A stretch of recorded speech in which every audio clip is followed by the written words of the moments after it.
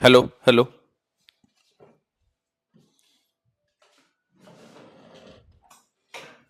Good hello morning sir. Everyone, good morning. Good morning. नमस्ते sir. बच्चों, अगर आप मुझे सुन पा रहे हैं तो बताइए भाई। आवाज क्लियर है सभी को? यस सर, आवाज आ क्लियर रही है है। सर। आ रही है सर। नमस्ते sir. Hello good morning sir. आवाज नहीं चल रहा भाई।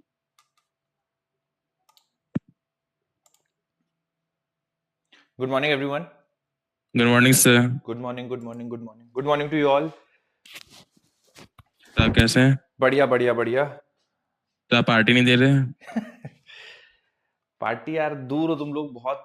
Good morning sir. Good morning, good morning. अब कोहरा पड़ने पड़ा, सुबह को बहुत तेज ठंड पड़ रही। अच्छा, होने लगा माहौल ठंडी वाला। यस सर, कोहरा पड़ रहा था सुबह तो। अरे वाह, चलिए चलिए ठीक है। जैकेट्स मिली कि नहीं मिली आप लोगों को? अभी आप लोग कह रहे थे। गुड मॉर्निंग नहीं मिली sir. Sir. Good morning. Jacket no sir. नहीं सर। नहीं मिली, रंग बिरंगे हो रहे हैं मेरे यहाँ को पे तो लग रहा मिलेगी भी नहीं अब। Good morning sir. Good morning, good morning, good सब। Sir morning. हमें लगा आज जैकेट नहीं मिल रही है। आज चिल्ड्रंस डे है सर, आज मिल जाए, पता नहीं क्या सर करें। मैं सर अब इतनी जैकेट ठंड नहीं में अभी मिली। तक नहीं मिली है। सर हमें चिल्ड्रंस डे पे जैकेट दिलवा दीजिए। एक्चुअली भाई, मैं केवल बता सकता हूँ समस्याएं, मतलब ग्राउंड लेवल पे चेंज करना वो पॉसिबल मेरे लिए नहीं। मैं बता दूंगा आप लोगों की समस्या। ठीक है, तो भाई सबसे पहले आप सभी को हैप्पी चिल्ड्रंस डे, है ना? बहुत बहुत Thank you, Mubarak thank you हो सर। आपको। Thank you sir. Thank you sir. और अम, थोड़ा उसको नहीं करके यार चलिए। छोड़। हाँ बताइए। गाजीपुर से दिशा दी का बर्थडे है। दिशा, मतलब आपकी। अच्छा दिशा जी, हैप्पी हैप्पी बर्थडे। बहुत बढ़िया दिन है आपका जन्मदिन। Thank you sir. चलिए,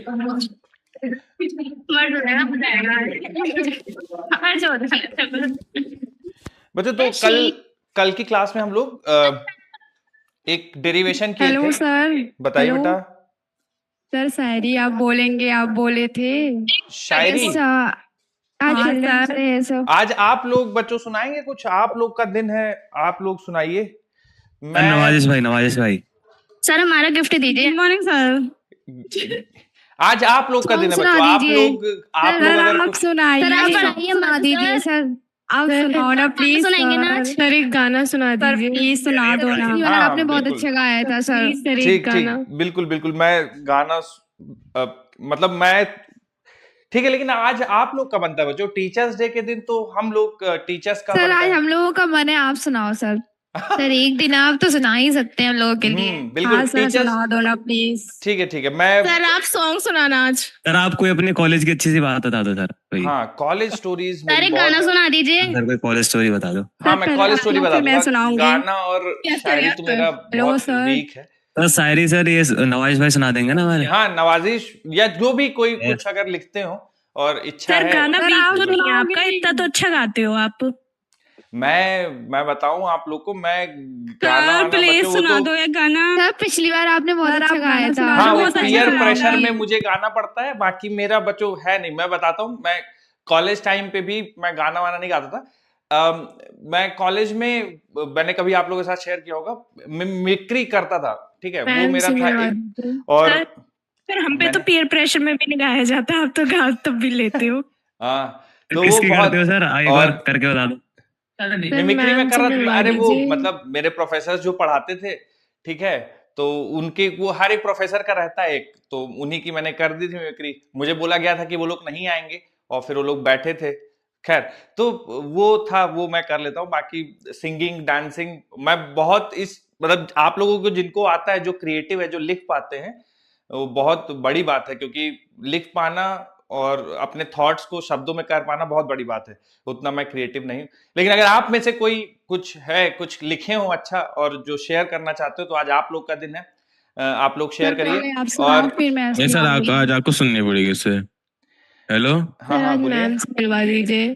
सर आप गाना सुनाओ, फिर मैं शायर सुनाऊंगी।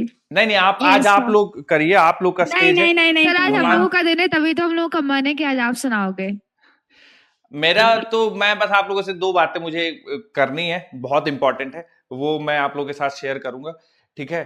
जो मैं अपना एक्सपीरियंस आप लोगों के साथ शेयर करूंगा वो बोलना, क्योंकि आज बहुत स्पेशल दिन है। एक दिन होता है चिल्ड्रंस डे, वैसे तो रोज सेलिब्रेट करना चाहिए आप लोगों को, लेकिन एक दिन मिलता है जिसमें हम लोग बात करेंगे। तो मैं थोड़ा सा आप लोगों से बात करूंगा, और बाकी मेरे एंड से तो ज्यादा है। आप लोग अगर कुछ सुनाना चाहें तो सुनाइए। सर आप गाना सुना दो। सर हमारे पाठशाला से प्रांजल डांस करना चाहता है। प्रांजल डांस करना चाहते हैं?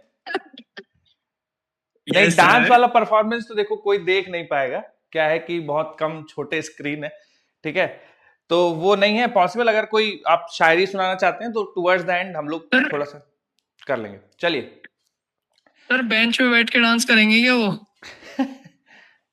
नहीं, डांस तो पॉसिबल ही नहीं है। गाना या शायरी अगर कोई कुछ सुनाना चाहे तो फील फ्री। अच्छा, बाकी बच्चों मैं बस थोड़ा सा आप लोगों से बात करूंगा टुवर्ड्स द एंड। दो कुछ चीजें आप लोगों को बतानी है, वो टुवर्ड्स द एंड में आप लोगों को बताऊंगा, आप लोगों के साथ डिस्कशन करूंगा। खैर, आज ये बच्चों कल की क्लास में हम लोगों ने प्रेशर के बारे में डिस्कशन किया था, तो वहीं से आप कंटिन्यू गाना सुनाने वाले थे। गाना तो ठीक है, मैं अभी आज मत बोलिए, मैं सुना दूंगा, कब फिर से मैं प्रिपेयर करके आऊंगा, सुना दूंगा, ठीक है। नहीं, अभी आज ही सुनाओ। अच्छा ठीक, सर आज ही सुना दो ना। हाँ बिल्कुल बिल्कुल, लव स्टोरी सुना दीजिए अभी अपनी। अभी अभी हाँ फिर सर मैं शायर सुनाऊंगी आपके लिए। ठीक है, मैं गा दूंगा गाना, ठीक है। थोड़ा सा पढ़ लेते हैं शुरुआत में, फिर टुवर्ड्स द एंड देखते हैं। हाँ, तो जो कल हम लोगों ने ये डिराइव किया था, प्रेशर बराबर 1/3 रो VRMS स्क्वायर। अब देखिए इसमें आपको ये मेन फॉर्मूला है बच्चों, फॉर्मूला याद रखिएगा। डेरिवेशन कराने से कुछ चीजें आपको अंदाजा लग जाता है कि जो हम लोगों ने पोस्टुलेट्स में पढ़े थे कि न्यूटन्स लॉ ओबे होता है, परफेक्टली इलास्टिक कोलिजन होता है ना, और किस तरह से हम कैलकुलेशन करते हैं, हम कैसे मान लेते हैं कि तीनों डायरेक्शन में लगने वाला जो वेलोसिटीज के तीनों डायरेक्शन में कंपोनेंट है वो बराबर होंगे। तो वो सब हम लोगों ने करा था, तो इस डेरिवेशन से वो अंदाजा लग जाता है। उसके बाद हम लोगों ने वी एवरेज देखा था, वी मोस्ट प्रोबेबल देखा था, ठीक है। तो वी एवरेज का मतलब सारे वेलोसिटीज को जोड़ दीजिए डिवाइडेड बाय जितने नंबर ऑफ पार्टिकल्स है, तो एवरेज वेलोसिटी आ जाएगा। मोस्ट प्रोबेबल स्पीड वो स्पीड होती है जिसके सबसे ज्यादा नंबर ऑफ पार्टिकल्स मूव करते हैं, ठीक है। अब इसमें थोड़ा सा और चर्चा कर लेते हैं। प्रेशर बराबर 1/3 रो VRMS स्क्वायर। बच्चों अगर इसमें प्रेशर की वैल्यू में रख देता हूं, रो RT upon molecular mass m0 बराबर 1/3 रो VRMS स्क्वायर, ठीक है।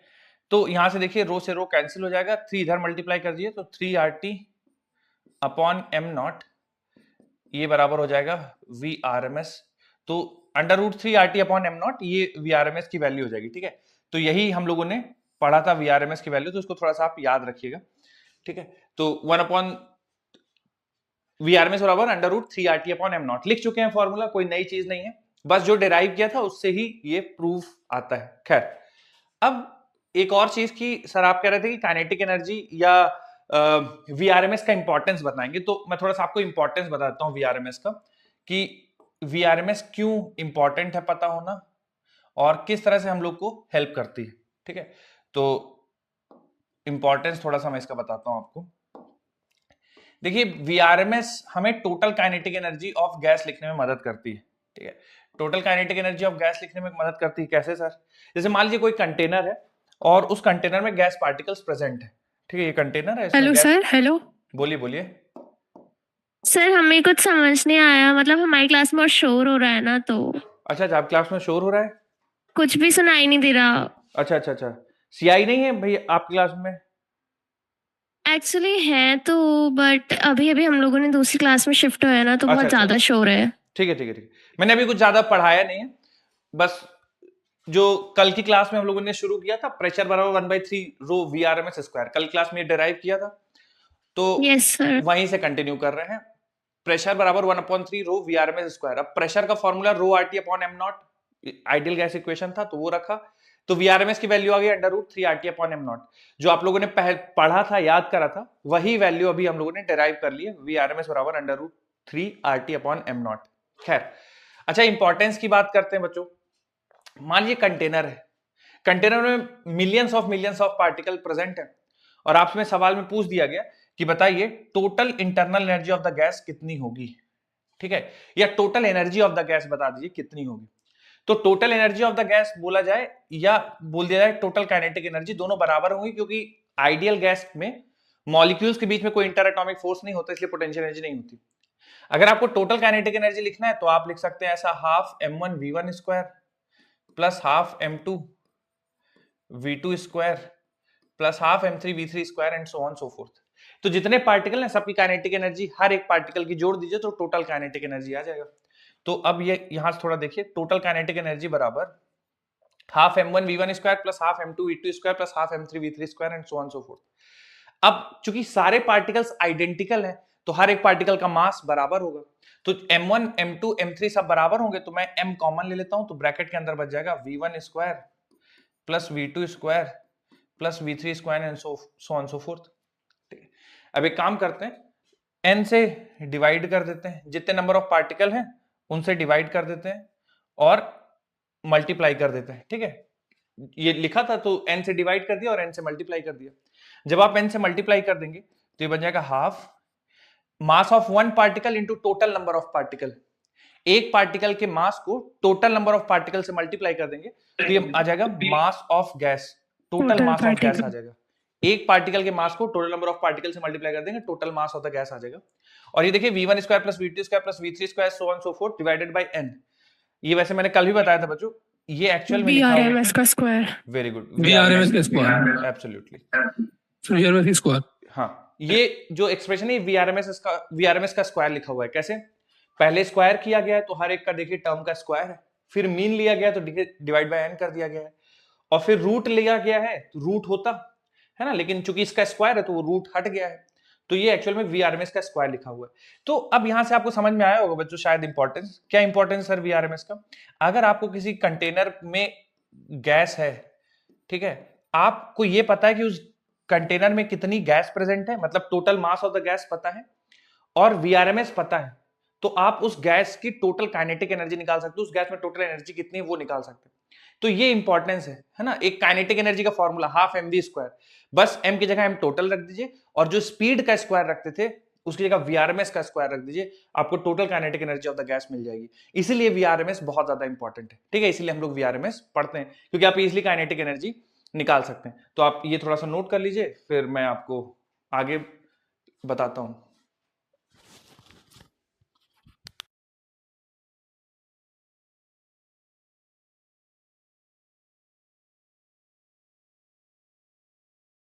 हेलो सर, आज चिल्ड्रन डे, कुछ गाना वाना सुना दीजिए। आप लोग सुना दीजिए भाई, आप लोग नहीं सुनाएंगे कुछ?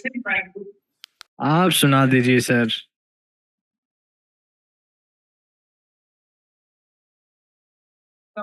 शायरी सुना दीजिए, मंजिल को बुला के जिया तो क्या जिया।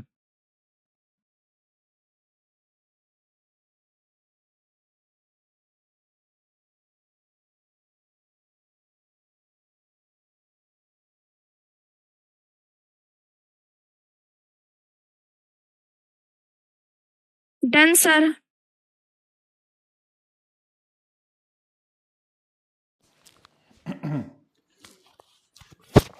चलिए, half m total into VRMS का स्क्वायर।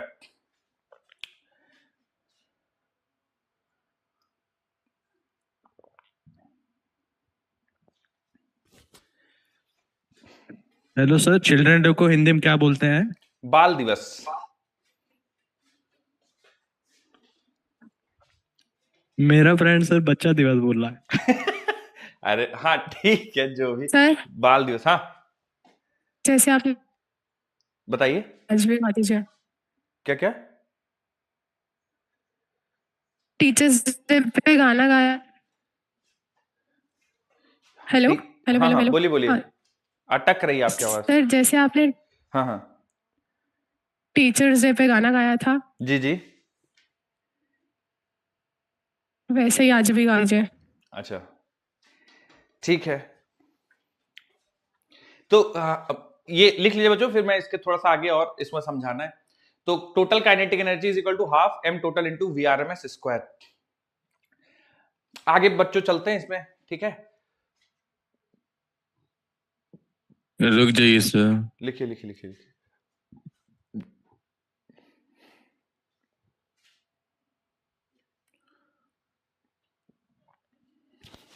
हो जाए तो बच्चों बता दीजिएगा, फिर आगे बढ़ेंगे। हो गया सर।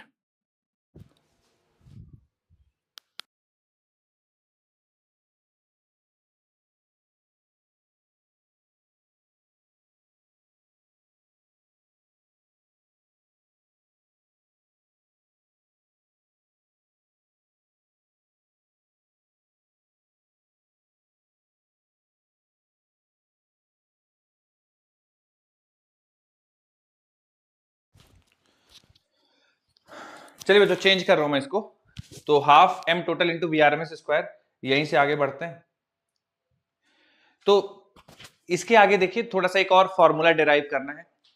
तो काइनेटिक एनर्जी हम लोगों ने लिख लिया कि half total mass of the gas present in container m total into VRMS का स्क्वायर। अच्छा, VRMS की वैल्यू हम लोगों ने ऑलरेडी डिराइव कर रखी, तो VRMS मैं रख दूंगा यहाँ पे। तो total kinetic energy of the gas half m total VRMS का स्क्वायर मतलब 3RT अपॉन m नॉट। ठीक है, ये होता है आपका फॉर्मूला, मतलब VRMS का स्क्वायर की वैल्यू रख दी। ठीक है, अच्छा बच्चों एक चीज समझिए कि मॉलिक्यूलर मास आप किसी भी गैस का कैसे निकालते हैं। मॉलिक्यूलर मास गैस का कैसे निकालेंगे, तो मास। सर हमारी क्लास में कुछ ज्यादा ही आवाज हो रही है, कुछ भी कहाँ पे? समझ नहीं आ रहा। मथुरा सर पाठशाला में मथुरा पाठशाला। CI यस नहीं है सर। क्या आपके यहाँ? सर है, बट आई डोंट नो, पीछे बहुत ज्यादा आवाज हो रही है। ठीक है, मथुरा पाठशाला सर हाँ आ तो गए सर, देखिए जरा बैठाइए इन लोग को। अरे हाँ हाँ, सर सीट कम पड़ गई सर, आज सीट बच्चे कम ज्यादा पड़- आ गए। अच्छा अच्छा, यस सर, आप बच्चे लोग का ज्यादा आ दो, गए थे सर आज। अच्छा 2 रूम होते थे ना आपके यहाँ हमेशा? हाँ सर, ये पता नहीं क्यों सीआई लोगों ने सर एक कर बट दिया। आज तो लेक हो गया है क्योंकि एक हाँ। स्क्रीन करिए खराब हो गई थी शायद। अच्छा अच्छा,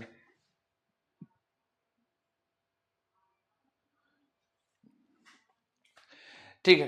तो आइए बच्चों मोलिकुलर वापस मास से ऑफ थोड़ा वन सा, particle, sir molecular mass of one particle into Na, Avogadro number.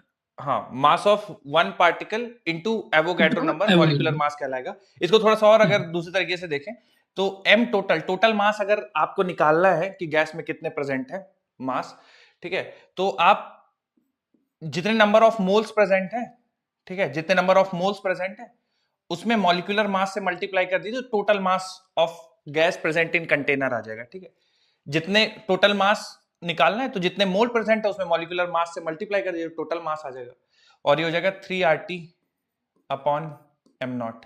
ठीक है, यहां से m नॉट से m नॉट कैंसिल हो जाएगा, तो जो काइनेटिक एनर्जी बनेगा वो बन जाएगा 3/2 nRT। ठीक है, 3/2 nRT। एक तो ये फॉर्मूला, अगर आपको नंबर ऑफ मोल्स पता है, टेम्परेचर पता है, तो kinetic energy of n moles will be 3/2 nRT। ठीक है, अगर आपको काइनेटिक एनर्जी 1 मोल का निकालना है तो काइनेटिक एनर्जी पर मोल, काइनेटिक एनर्जी पर मोल हो जाएगा 3/2 RT। ठीक है, 1 मोल की काइनेटिक एनर्जी इतनी हो जाएगी।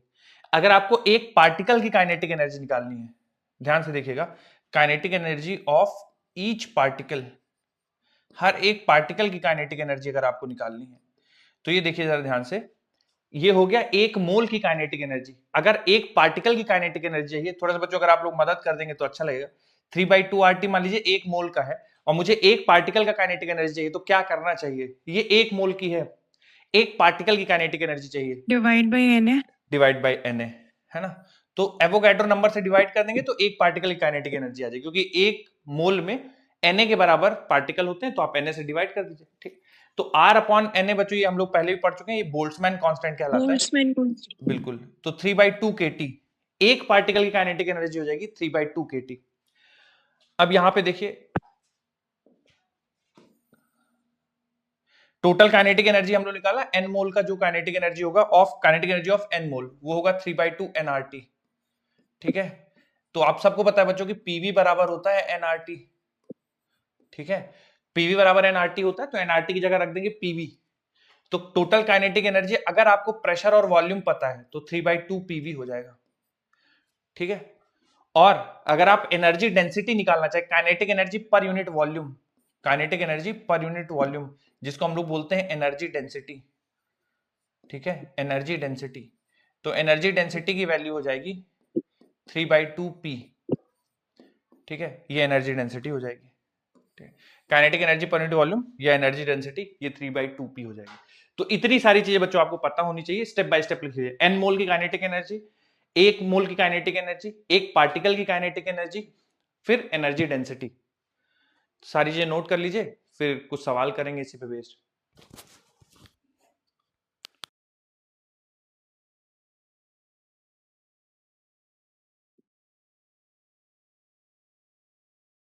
सर विदाउट हेडिंग लिखना है? हाँ, जहां पे हम लोगों ने काइनेटिक एनर्जी का डिस्कशन किया था उसी के आगे कंटिन्यू कर लीजिए। Okay sir.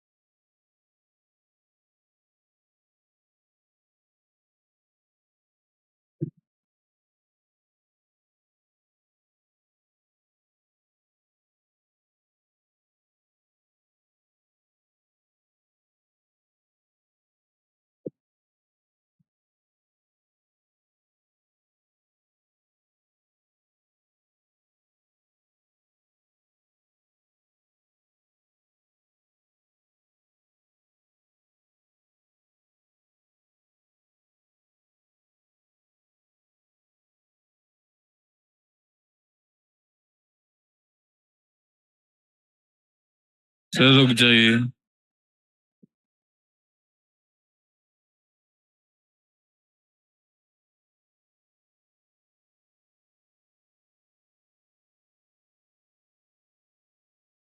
Done sir. Done sir. Done sir.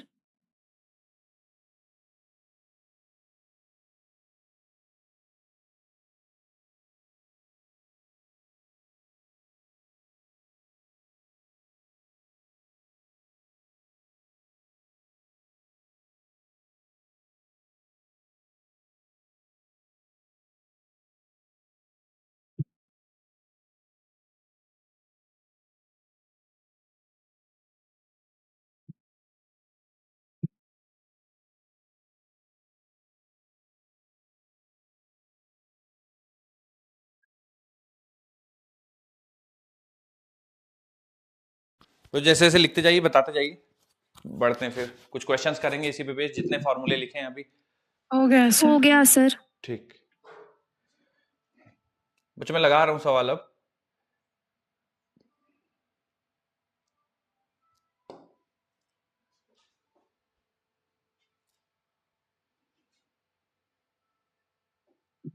बच्चों 1 ग्राम मॉलिक्यूल है ऑक्सीजन, 1 ग्राम मास है, ठीक है। 1 ग्राम मास है आर्गन का, ठीक है। थोड़ा अगर आपको सवाल कंफ्यूजिंग लग रहा है तो 1 ग्राम है मास, सर हाँ हाँ, आर्गन का। ग्राम आपको मॉलिक्यूल मोल का है, ग्राम मॉलिक्यूल का एक मीन्स मोल होता है है ना? मोल मॉलिक्यूल होता है। एक सेकंड। एक mole. Calculate the kinetic energy of a gram molecule of, okay. एक काम करते बच्चों, इसको ग्राम मॉलिक्यूल मतलब मोल मत निकालिए, 1 मोल की काइनेटिक एनर्जी नहीं चाहिए हमको, हमें 1 ग्राम मास है उसकी काइनेटिक एनर्जी चाहिए, ठीक है। कंफ्यूज मत होइए, मैं इसीलिए आपको क्लियर कर दे रहा हूं। एक कंटेनर है, उसमें 1 ग्राम आर्गन प्रेजेंट है, हमें उसका काइनेटिक एनर्जी चाहिए 127 डिग्री सेल्सियस पे, ठीक है। 1 ग्राम कंटेनर में आर्गन है, उसका हमको काइनेटिक एनर्जी चाहिए 127 डिग्री सेल्सियस पे। 1 ग्राम मोल का नहीं चाहिए, 1 ग्राम आर्गन प्रेजेंट है, उसका आपको काइनेटिक एनर्जी बताना है 127 डिग्री सेल्सियस पे।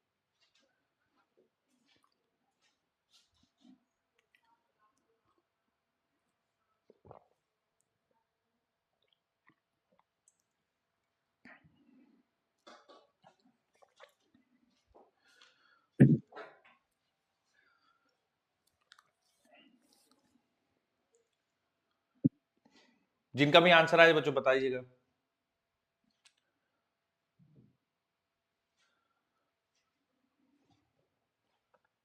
तो सर 125 जूल आ रहा है। 125 जूल, ओके। बच्चों 1 ग्राम कंटेनर में आर्गन है, उसका आपको बताना है kinetic energy at 127 degree Celsius.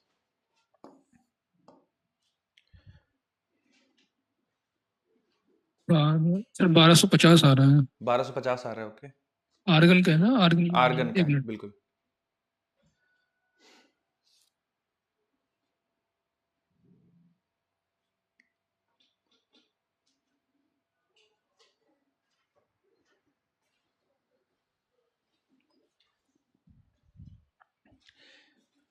चलिए बच्चों सॉल्व करते हैं। 50 आप लोगों ने 250 आ क्या रहा है। फॉर्मूला लगाया, 250 आ कैसे रहा है। किया है, क्या किया है? सर 250 आ रहा है। 250 आ रहा है। Yes sir. बच्चों कोई सारा बताना फॉर्मूला चाहे लगाया। थोड़ा सा कैसे, क्या आप लोगों ने क्या कौन सा फॉर्मूला लगा के इसको सॉल्व करने की कोशिश की है? 3/2 sir NRT 3/2 3 RT upon 2 NRT। Sir 3 RT upon 2 ठीक है, 3/2 डिवाइडेड बाय NRT। मोलिकुलर ठीक है, फिर उसके बाद क्या किया इसमें? तो टेम्परेचर हमारे पास 127 डिग्री सेल्सियस मास है। से डिवाइड कर दिया। हाँ, आर की तो वैल्यू केल्विन 25 में बाई 3 की। ले लेते हैं। और टेम्परेचर क्या बच्चों 127 डिग्री सेल्सियस लेना सही रहेगा? 400 सर 400 डिग्री तो 400 केल्विन में कर दिया। सर हाँ, केल्विन केल्विन में में कर कन्वर्ट दिया। करना पड़ेगा। और एन की वैल्यू कितना रखेंगे? Number of moles 1/40। 1/40 मास और मॉलिक्यूलर मास, तो ये आपको नंबर ऑफ मोल्स दे देगा। ठीक है, तो सिंप्लीफाई करेंगे तो ये कैंसिल हो जाएगा, 40 से कैंसिल करेंगे तो बच्चों ये हो जाएगा 10, और ये हो जाएगा 250 डिवाइडेड बाई 2, 125 जूल। तो 125 आ रहा है। 125। हाँ आर्गन का मुझे मैं 20 रख दिया सर। अच्छा, आर्गन ओके। अब बच्चों इसको देखिए, एक तो ये हो गया 3/2 NRT। एक और तरीके से कर सकते हैं ना कि काइनेटिक एनर्जी, वैसे ये वाला फॉर्मूला बेस्ट है क्योंकि आपको ज्यादातर नंबर ऑफ मोल्स वाले केसेस ही दिया रहेगा। मान लीजिए 1 ग्राम है तो आप ऐसा ये भी निकाल सकते हैं कि हाफ m टोटल 1 ग्राम है तो 1 डिवाइडेड बाई 1000 है ना, किलोग्राम में कन्वर्ट कर दिया हाफ m। और v स्क्वायर, तो VRMS का स्क्वायर करेंगे तो हो जाएगा 3RT अपॉन m0 मतलब मॉलिक्यूलर मास हो जाएगा 40 इंटू 10 के पावर -3। ठीक है, तो एक बार फिर से हम लोग देख लेते हैं, इससे भी सेम आएगा। तो देखिए 10 के पावर माइनस ये +3 और ये -3 कैंसिल हो जाएगा, 40 से कैंसिल करेंगे 10 हो जाएगा, और 2 से कैंसिल कर दोगे तो ये 5 हो जाएगा, तो 15R और R 25/3, 3 से कैंसिल करेंगे 5, 125 यहां से भी आ जाएगा। ठीक है, तो कोई भी आप फॉर्मूला यूज कर लीजिए, half m total into VRMS का स्क्वायर कर लीजिए या डायरेक्ट 3/2 NRT यूज कर लीजिए, जैसा भी आपको सही है। आंसर आपका 125 जूल आ जाएगा। और बच्चों सवाल करते हैं इसी पे, ठीक है? सर बताइए। सर जैसे अगर क्वेश्चन के अकॉर्डिंग देखिए, ग्राम मॉलिक्यूल का मतलब 1 मोल होता है ना? 1 मोल होता है 1 ग्राम मॉलिक्यूल। हाँ, वो तो मैंने मोल के थोड़ा सा अकॉर्डिंग बाकी, अगर 1 मोल का निकालेंगे सर। तो 3/2 RT रख देंगे। ठीक है, अगर 1 ग्राम मोल बोला है तो 3/2 RT रख देंगे, सीधा सीधा n की वैल्यू 1, 3/2 RT जो भी होगा वो आंसर आ जाएगा। Okay sir. ठीक है बच्चों, अगला सवाल चेंज कर रहा हूं मैं, देखिए थोड़ा सा। Done sir.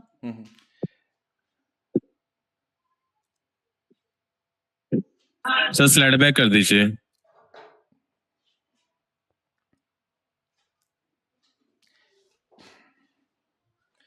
बच्चों कैलकुलेशन आप लोगों से एक्सपेक्टेड है कि आप लोग करिए, फॉर्मूला और वैल्यू सब्स्टिट्यूशन ठीक है, बाकी कैलकुलेशन आप लोग कर सकते हैं।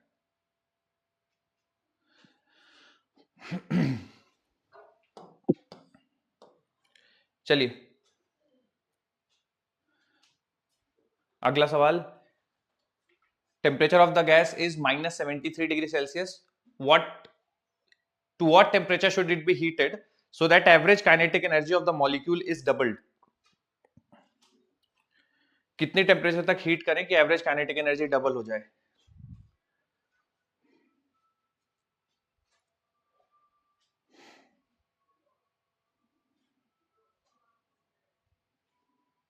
तो पहले ए पार्ट का आंसर कर दीजिएगा, फिर बी पार्ट का आंसर करिएगा।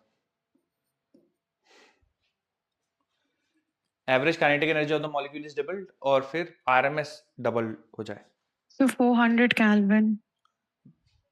पहले वाले पार्ट 127 डिग्री सेल्सियस पहले वाले पार्ट 127 डिग्री सेल्सियस, ठीक है। Yes. दूसरे वाले का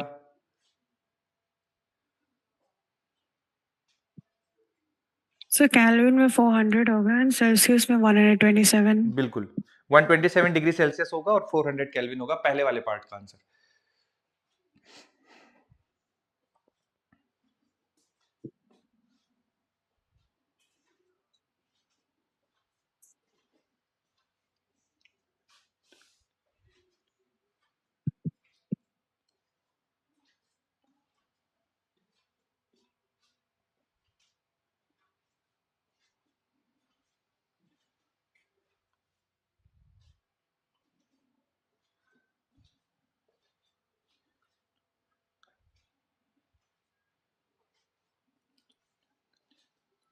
सर सेकंड वाले का 800 आ रहा है। ठीक है, तो 1327 डिग्री सेल्सियस।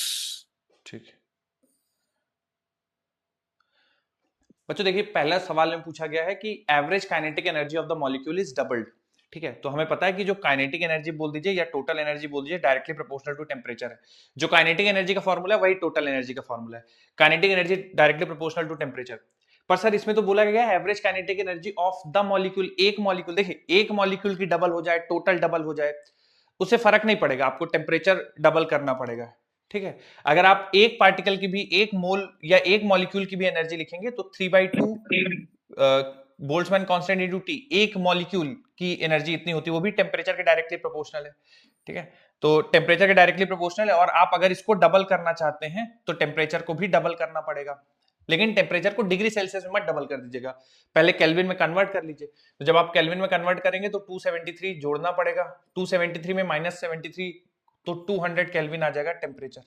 तो पहले 200 केल्विन टेम्परेचर था, टेम्परेचर की एनर्जी डायरेक्टली प्रोपोर्शनल है, तो अगर आप एनर्जी को डबल करना चाहते हैं तो टेम्परेचर भी डबल करना पड़ेगा, तो इसलिए फाइनल टेम्परेचर 400 केल्विन आ जाएगा, या फिर अगर आप कन्वर्ट करेंगे डिग्री सेल्सियस में तो 127 डिग्री सेल्सियस आ जाएगा। ठीक है, अब the root mean square velocity of the molecule is doubled. तो आप सबको पता है कि VRMS डायरेक्टली प्रोपोर्शनल होता है अंडर रूट ऑफ टेम्परेचर के। अगर आप VRMS को डबल करना चाहते हैं तो टेम्परेचर को 4 गुना बढ़ाना पड़ेगा, है ना। तो टेम्परेचर 4 गुना बढ़ाना पड़ेगा, तो फाइनल टेम्परेचर हो जाएगा इसका 4 गुना यानी 800 केल्विन, और इसमें से फिर आप 273 घटा दीजिए तो 527 डिग्री सेल्सियस टेम्परेचर आ जाएगा। तो फाइनल टेम्परेचर 527 डिग्री सेल्सियस होने चाहिए बी पार्ट के लिए, और पहले वाले पार्ट के लिए 127 डिग्री सेल्सियस होना चाहिए।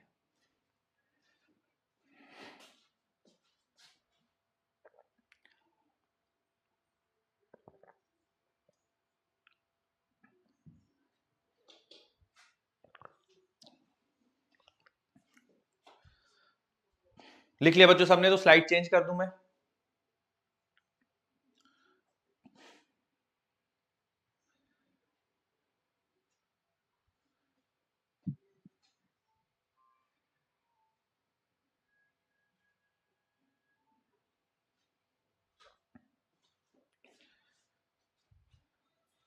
स्लाइड चेंज कर दूं बच्चों? सर रुक जाइए। Yes sir. हो गया। कर दीजिए सर।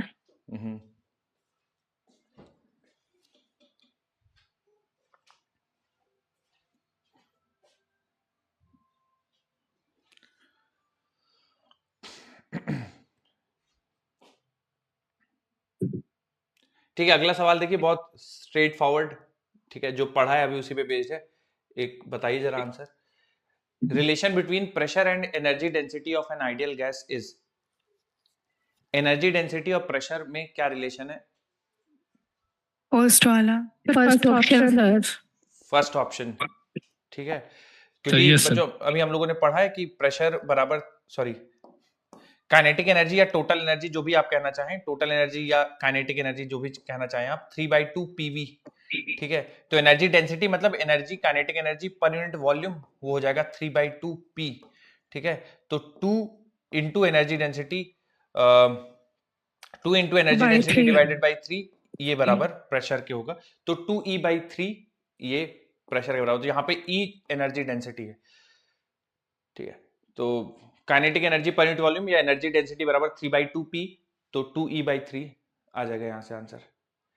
और देखते हैं कुछ। अगला सवाल बच्चों थोड़ा सोच समझ के करिएगा। ये रहा।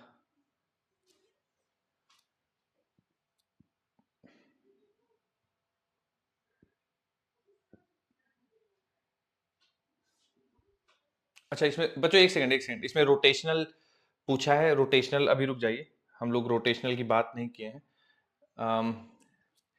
ये वाला करना है बच्चों, रेशियो ऑफ, और यहां पे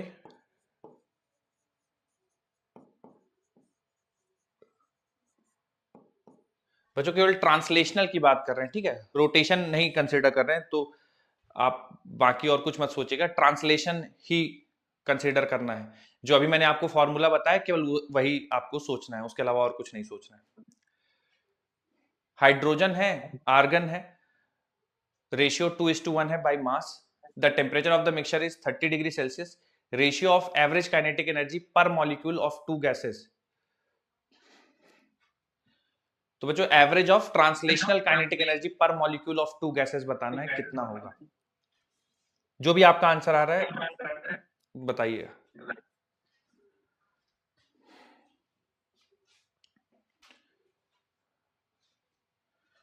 ratio of average kinetic energy per molecule of to gases, तो केवल ट्रांसलेशनल कंसीडर करना है। तो जैसा जो फॉर्मूला पढ़ा है हम लोगों ने काइनेटिक एनर्जी का वही वैलिड रहेगा।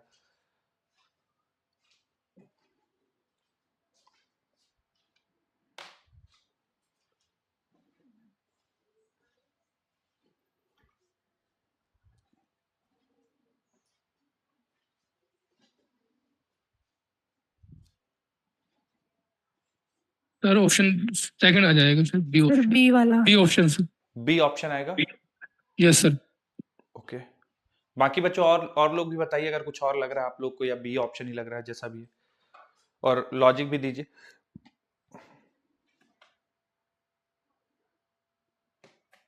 सेकंड ऑप्शन होगा। सेकंड होगा, एक्सप्लेन Yes, करेंगे sir. बेटा कैसे सेकंड आप सोच रहे हैं? सर क्योंकि काइनेटिक एनर्जी पर मॉलिक्यूल दिया है तो हम लोग उसके एटॉमिक मास से ऊपर भी और नीचे दोनों जगह मल्टीप्लाई कर देते हैं, तो सिर्फ हमारा मास पे ही डिपेंडेंट है। तो ओके, इस वजह से 2:1 ही आ रहा है। ठीक ठीक। और of और mole पे जिनका depend बी करेगा। ऑप्शन आए अगर आप लोग एक्सप्लेन करना सर चाहें नंबर ऑफ, सर हाँ। नंबर ऑफ मोल पे डिपेंड करेगा ये। नंबर ऑफ मोल पे डिपेंड करेगा। ओके, तो सर तो हाइड्रोजन के मोल टू टाइम्स सर आर्गन के। अच्छा, हाइड्रोजन के मोल 2 टाइम्स है, ठीक Yes, sir. है। और बच्चों और कोई कुछ? सर हाँ, सर फॉर्मूले में भी रखेंगे तो सी भी? ऑप्शन, कौन सा बेटा?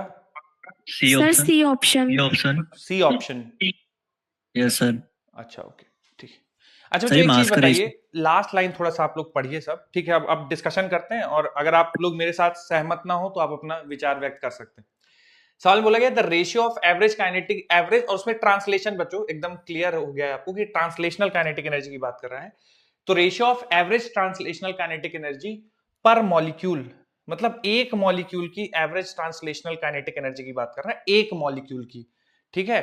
तो इसका मतलब कि काइनेटिक एनर्जी एक मोल ऑफ एक मॉलिक्यूल हाइड्रोजन का और काइनेटिक एनर्जी एक मॉलिक्यूल आर्गन का, ठीक है? तो आर्गन के एक मॉलिक्यूल की काइनेटिक एनर्जी, मतलब कंटेनर में ऐसे हाइड्रोजन प्रेजेंट है, ठीक है? ये हाइड्रोजन ऐसे प्रेजेंट है H2, ठीक है? ऐसे H2 प्रेजेंट है, और ये आर्गन प्रेजेंट है।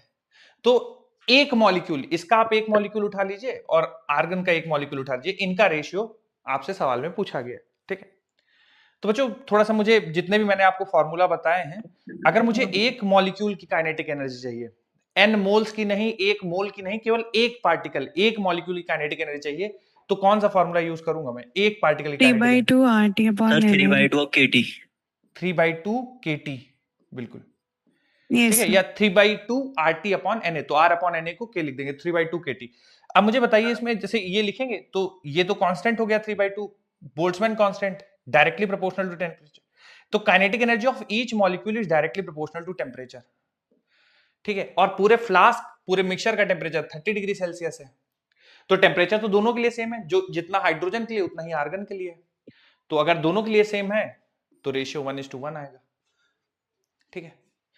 अगर ये पर मॉलिक्यूल ना बोलता और आपसे सवाल में बदल देता, कहता कि आप ना एक काम करिए, टोटल काइनेटिक एनर्जी बताइए, total kinetic energy of argon to total kinetic energy of hydrogen, total translational kinetic energy of hydrogen to total translational kinetic energy of argon, फिर हमारा थोड़ा सा 50 हो चीजें जाता। अलग हो जाती। फिर हम लोग 3/2 nRT लिखते, और हाइड्रोजन के लिए और आर्गन के लिए भी लिखते 3/2 nRT।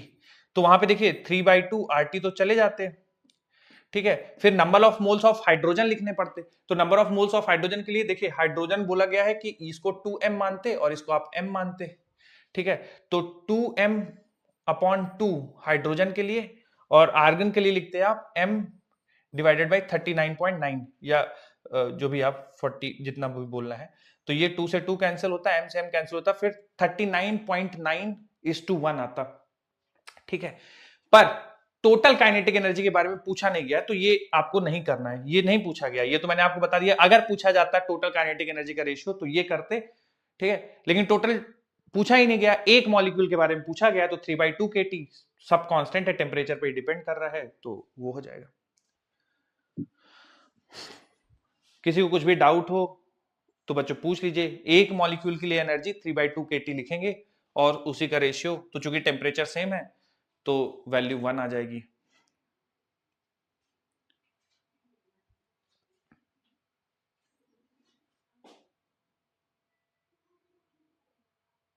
जब रेडी हो जाएगी तो बताइए बच्चों, फिर अगला सवाल कराऊंगा।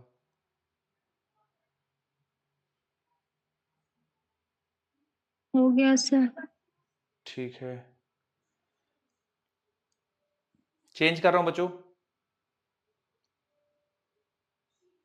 ठीक, ये देखिए सवाल।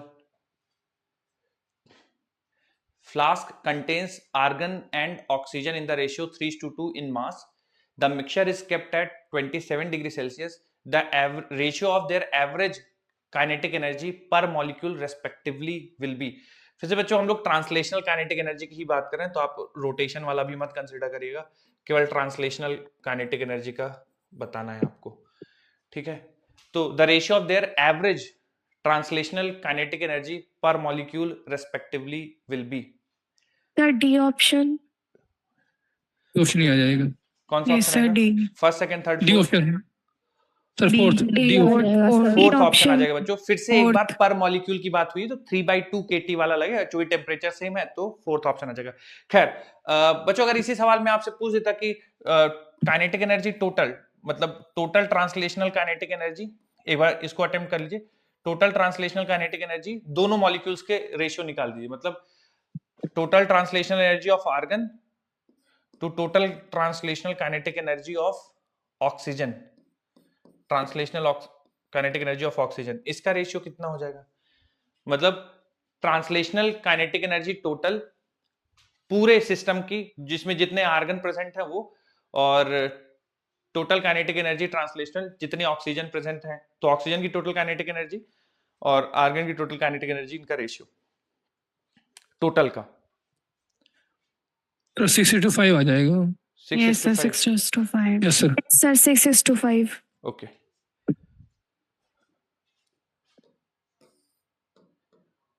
टोटल के लिए बच्चों आप जो टोटल वाला फॉर्मूला है वो लगा दीजिए, 3/2 nRT, n number of moles के लिए। तो फिर से एक बार 3/2 RT कैंसिल हो जाएगा, नंबर ऑफ मोल्स का जो रेशियो होगा वही आंसर आ जाएगा। तो मास में है तो इसका 3m है और दूसरे वाले का 2m है, तो 3m है आपका आर्गन का, तो आर्गन का लिखेंगे तो 3m डिवाइडेड बाई, मैं 40 ले लेता हूं बच्चों आर्गन का, और इस 2m डिवाइड बाय ऑक्सीजन का ले लेते हैं 32, तो यहां से m से m कैंसिल हो जाएगा, और 32 इंटू 3 डिवाइड बाय 40 इंटू 2, तो 4 से कैंसिल करेंगे 8, 4 10, 2 4 2 5, 6:5 आ जाएगा, ठीक है। अगर total translational kinetic energy argon की, total translational kinetic energy oxygen की अगर रेशियो कंपेयर करते तो 6:5 आता। एक मॉलिक्यूल की कंपेयर करेंगे तो डायरेक्टली प्रोपोर्शनल टू टेम्परेचर है, तो रेशियो 1:1 हो जाएगा। और देखिए बच्चों, कुछ सवाल करते हैं।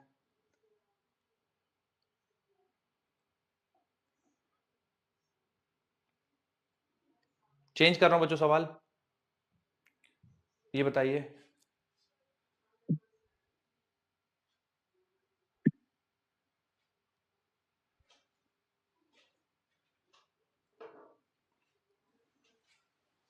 The gaseous mixture consists of molecules of type A, B, C with masses Ma greater than sir Mb. B option. B sir option. B option sir. Okay. Correct relation between their average kinetic energy is C option sir, C option C option. Okay. Sir, सी बराबर होंगे। Option लग रहा है हमें, first option लग रहा है सर। फर्स्ट ऑप्शन लग रहा है, okay. Sir first. First option, और ये काइनेटिक एनर्जी डायरेक्टली प्रोपोर्शनल होती है टोटल मास की। Sir first option. First option, ठीक है। Sir first option.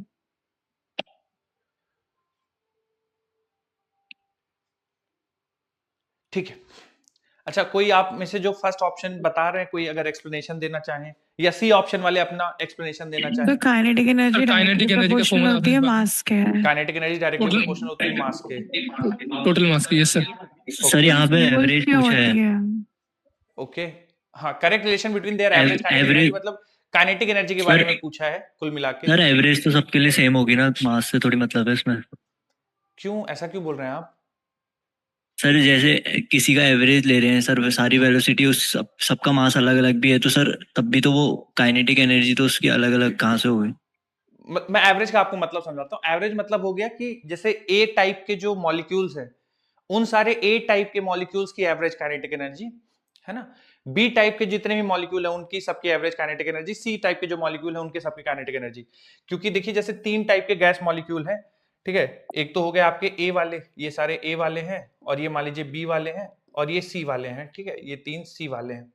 तो अब इसकी काइनेटिक एनर्जी अलग होगी, इसकी अलग होगी, इसकी अलग होगी, पर इन सबका एवरेज लेंगे तो कुछ मिल जाएगा, और इसका कुछ एवरेज लेंगे तो मिल जाएगा, इसका कुछ एवरेज लेंगे तो मिल जाएगा।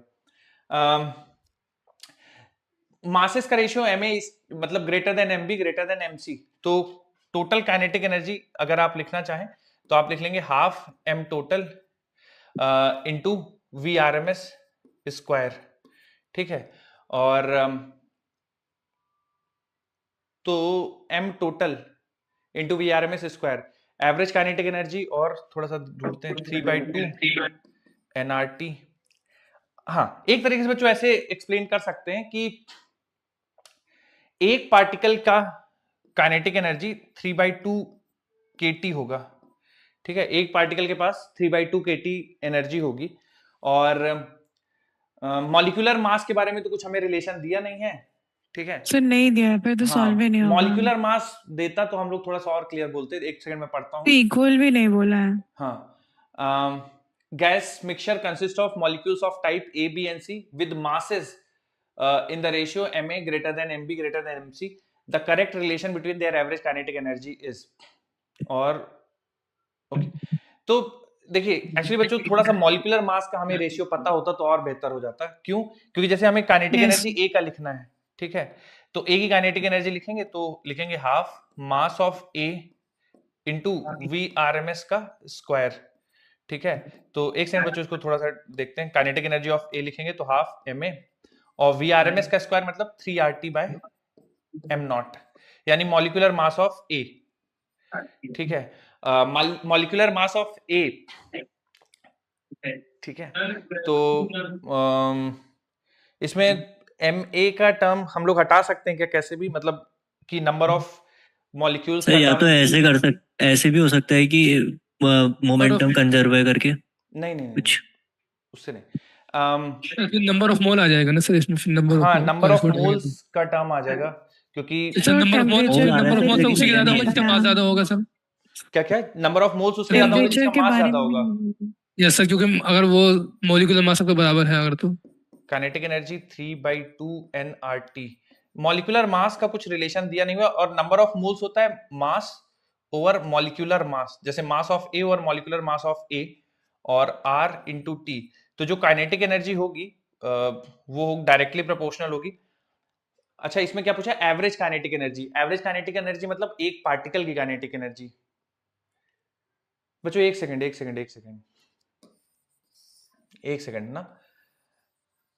एक सेकंड। मासेस ए बी और सी के ज्यादा है, ठीक है एक्चुअली। तो the correct relation between their average kinetic energy मतलब कि ए का एक पार्टिकल ले लो उसकी काइनेटिक एनर्जी, बी का एक पार्टिकल ले लो उसकी काइनेटिक एनर्जी, और सी का एक पार्टिकल ले लो उसकी काइनेटिक एनर्जी, ठीक है। क्योंकि मॉलिक्यूलर मास में कुछ रिलेशन नहीं बताया कि किसका ज्यादा है किसका कम है।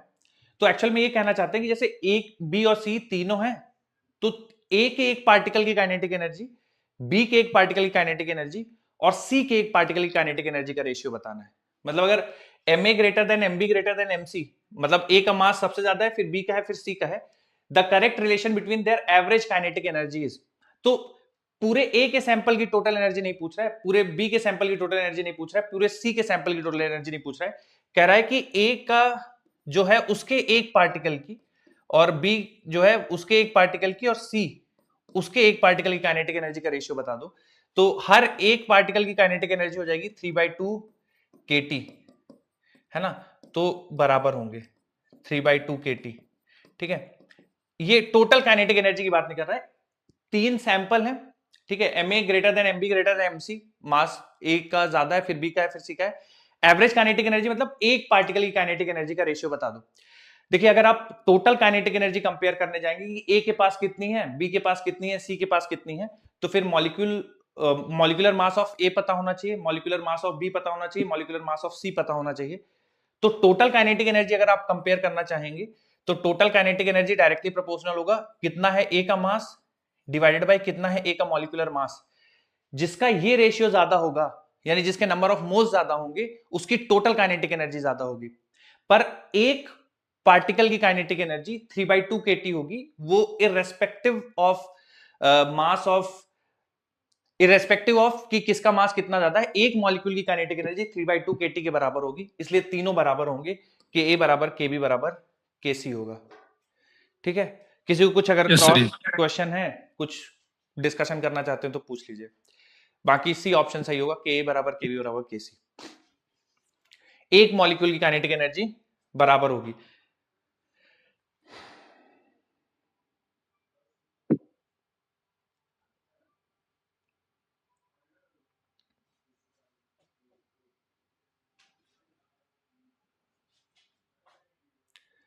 आखिरी सवाल है बच्चों इस पे, फिर आगे बढ़ेंगे। सर लिखना था सर, प्रीवियस लिखिए, स्लाइड लिखनी थी सर। लिखिए लिखिए।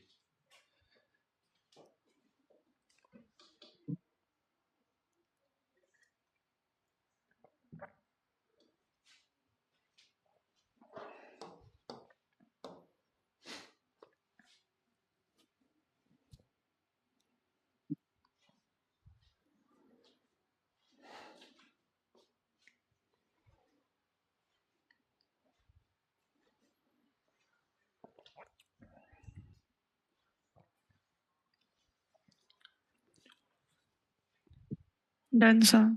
चलिए कैसे पता चलेगा कि ईच मॉलिक्यूल का फॉर्मूला लगाना? देखिए the correct relation between their average kinetic energy is, ठीक है। तो एवरेज काइनेटिक एनर्जी मतलब कि अगर मॉलिक्यूलर मास दिया होता तो मैं भी शायद total kinetic energy of A to total kinetic energy of B और total kinetic energy of C ही मैं भी, मेरा भी वही जाता है extent.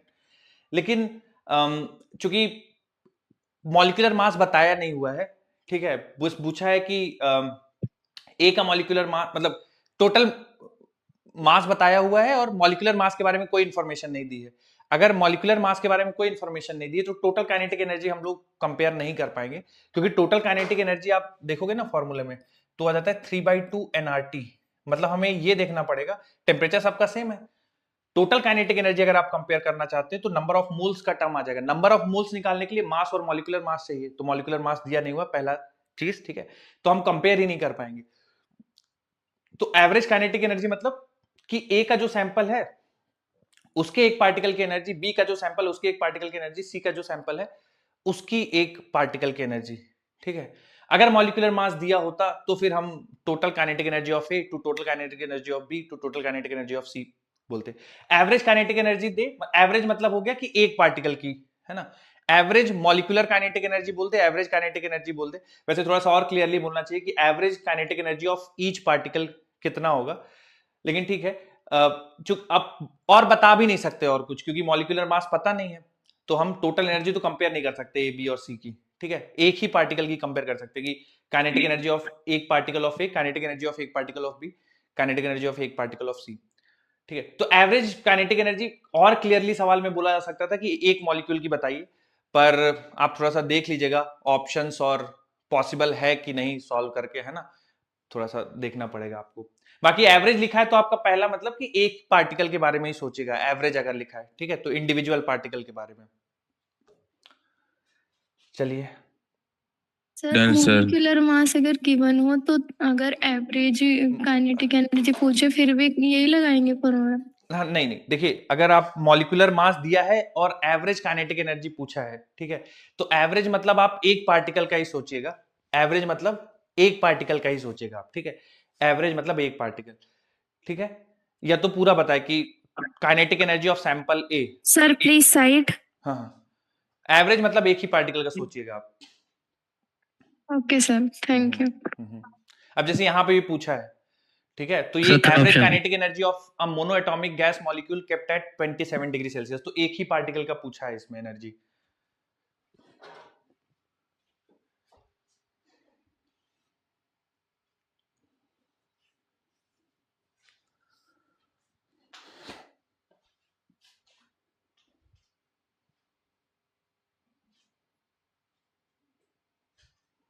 Sir first option. Okay,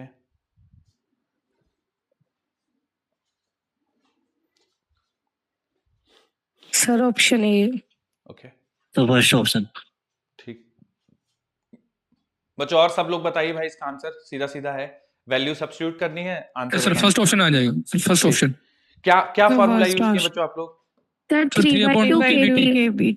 3/2 kBT. 3/2 3 kBT। by 2 kb 10 के पावर माइनस 23, और टेम्परेचर कितना रख देंगे बच्चों इस केस में? 300 केल्विन। 300 degree sir. बिल्कुल। 300।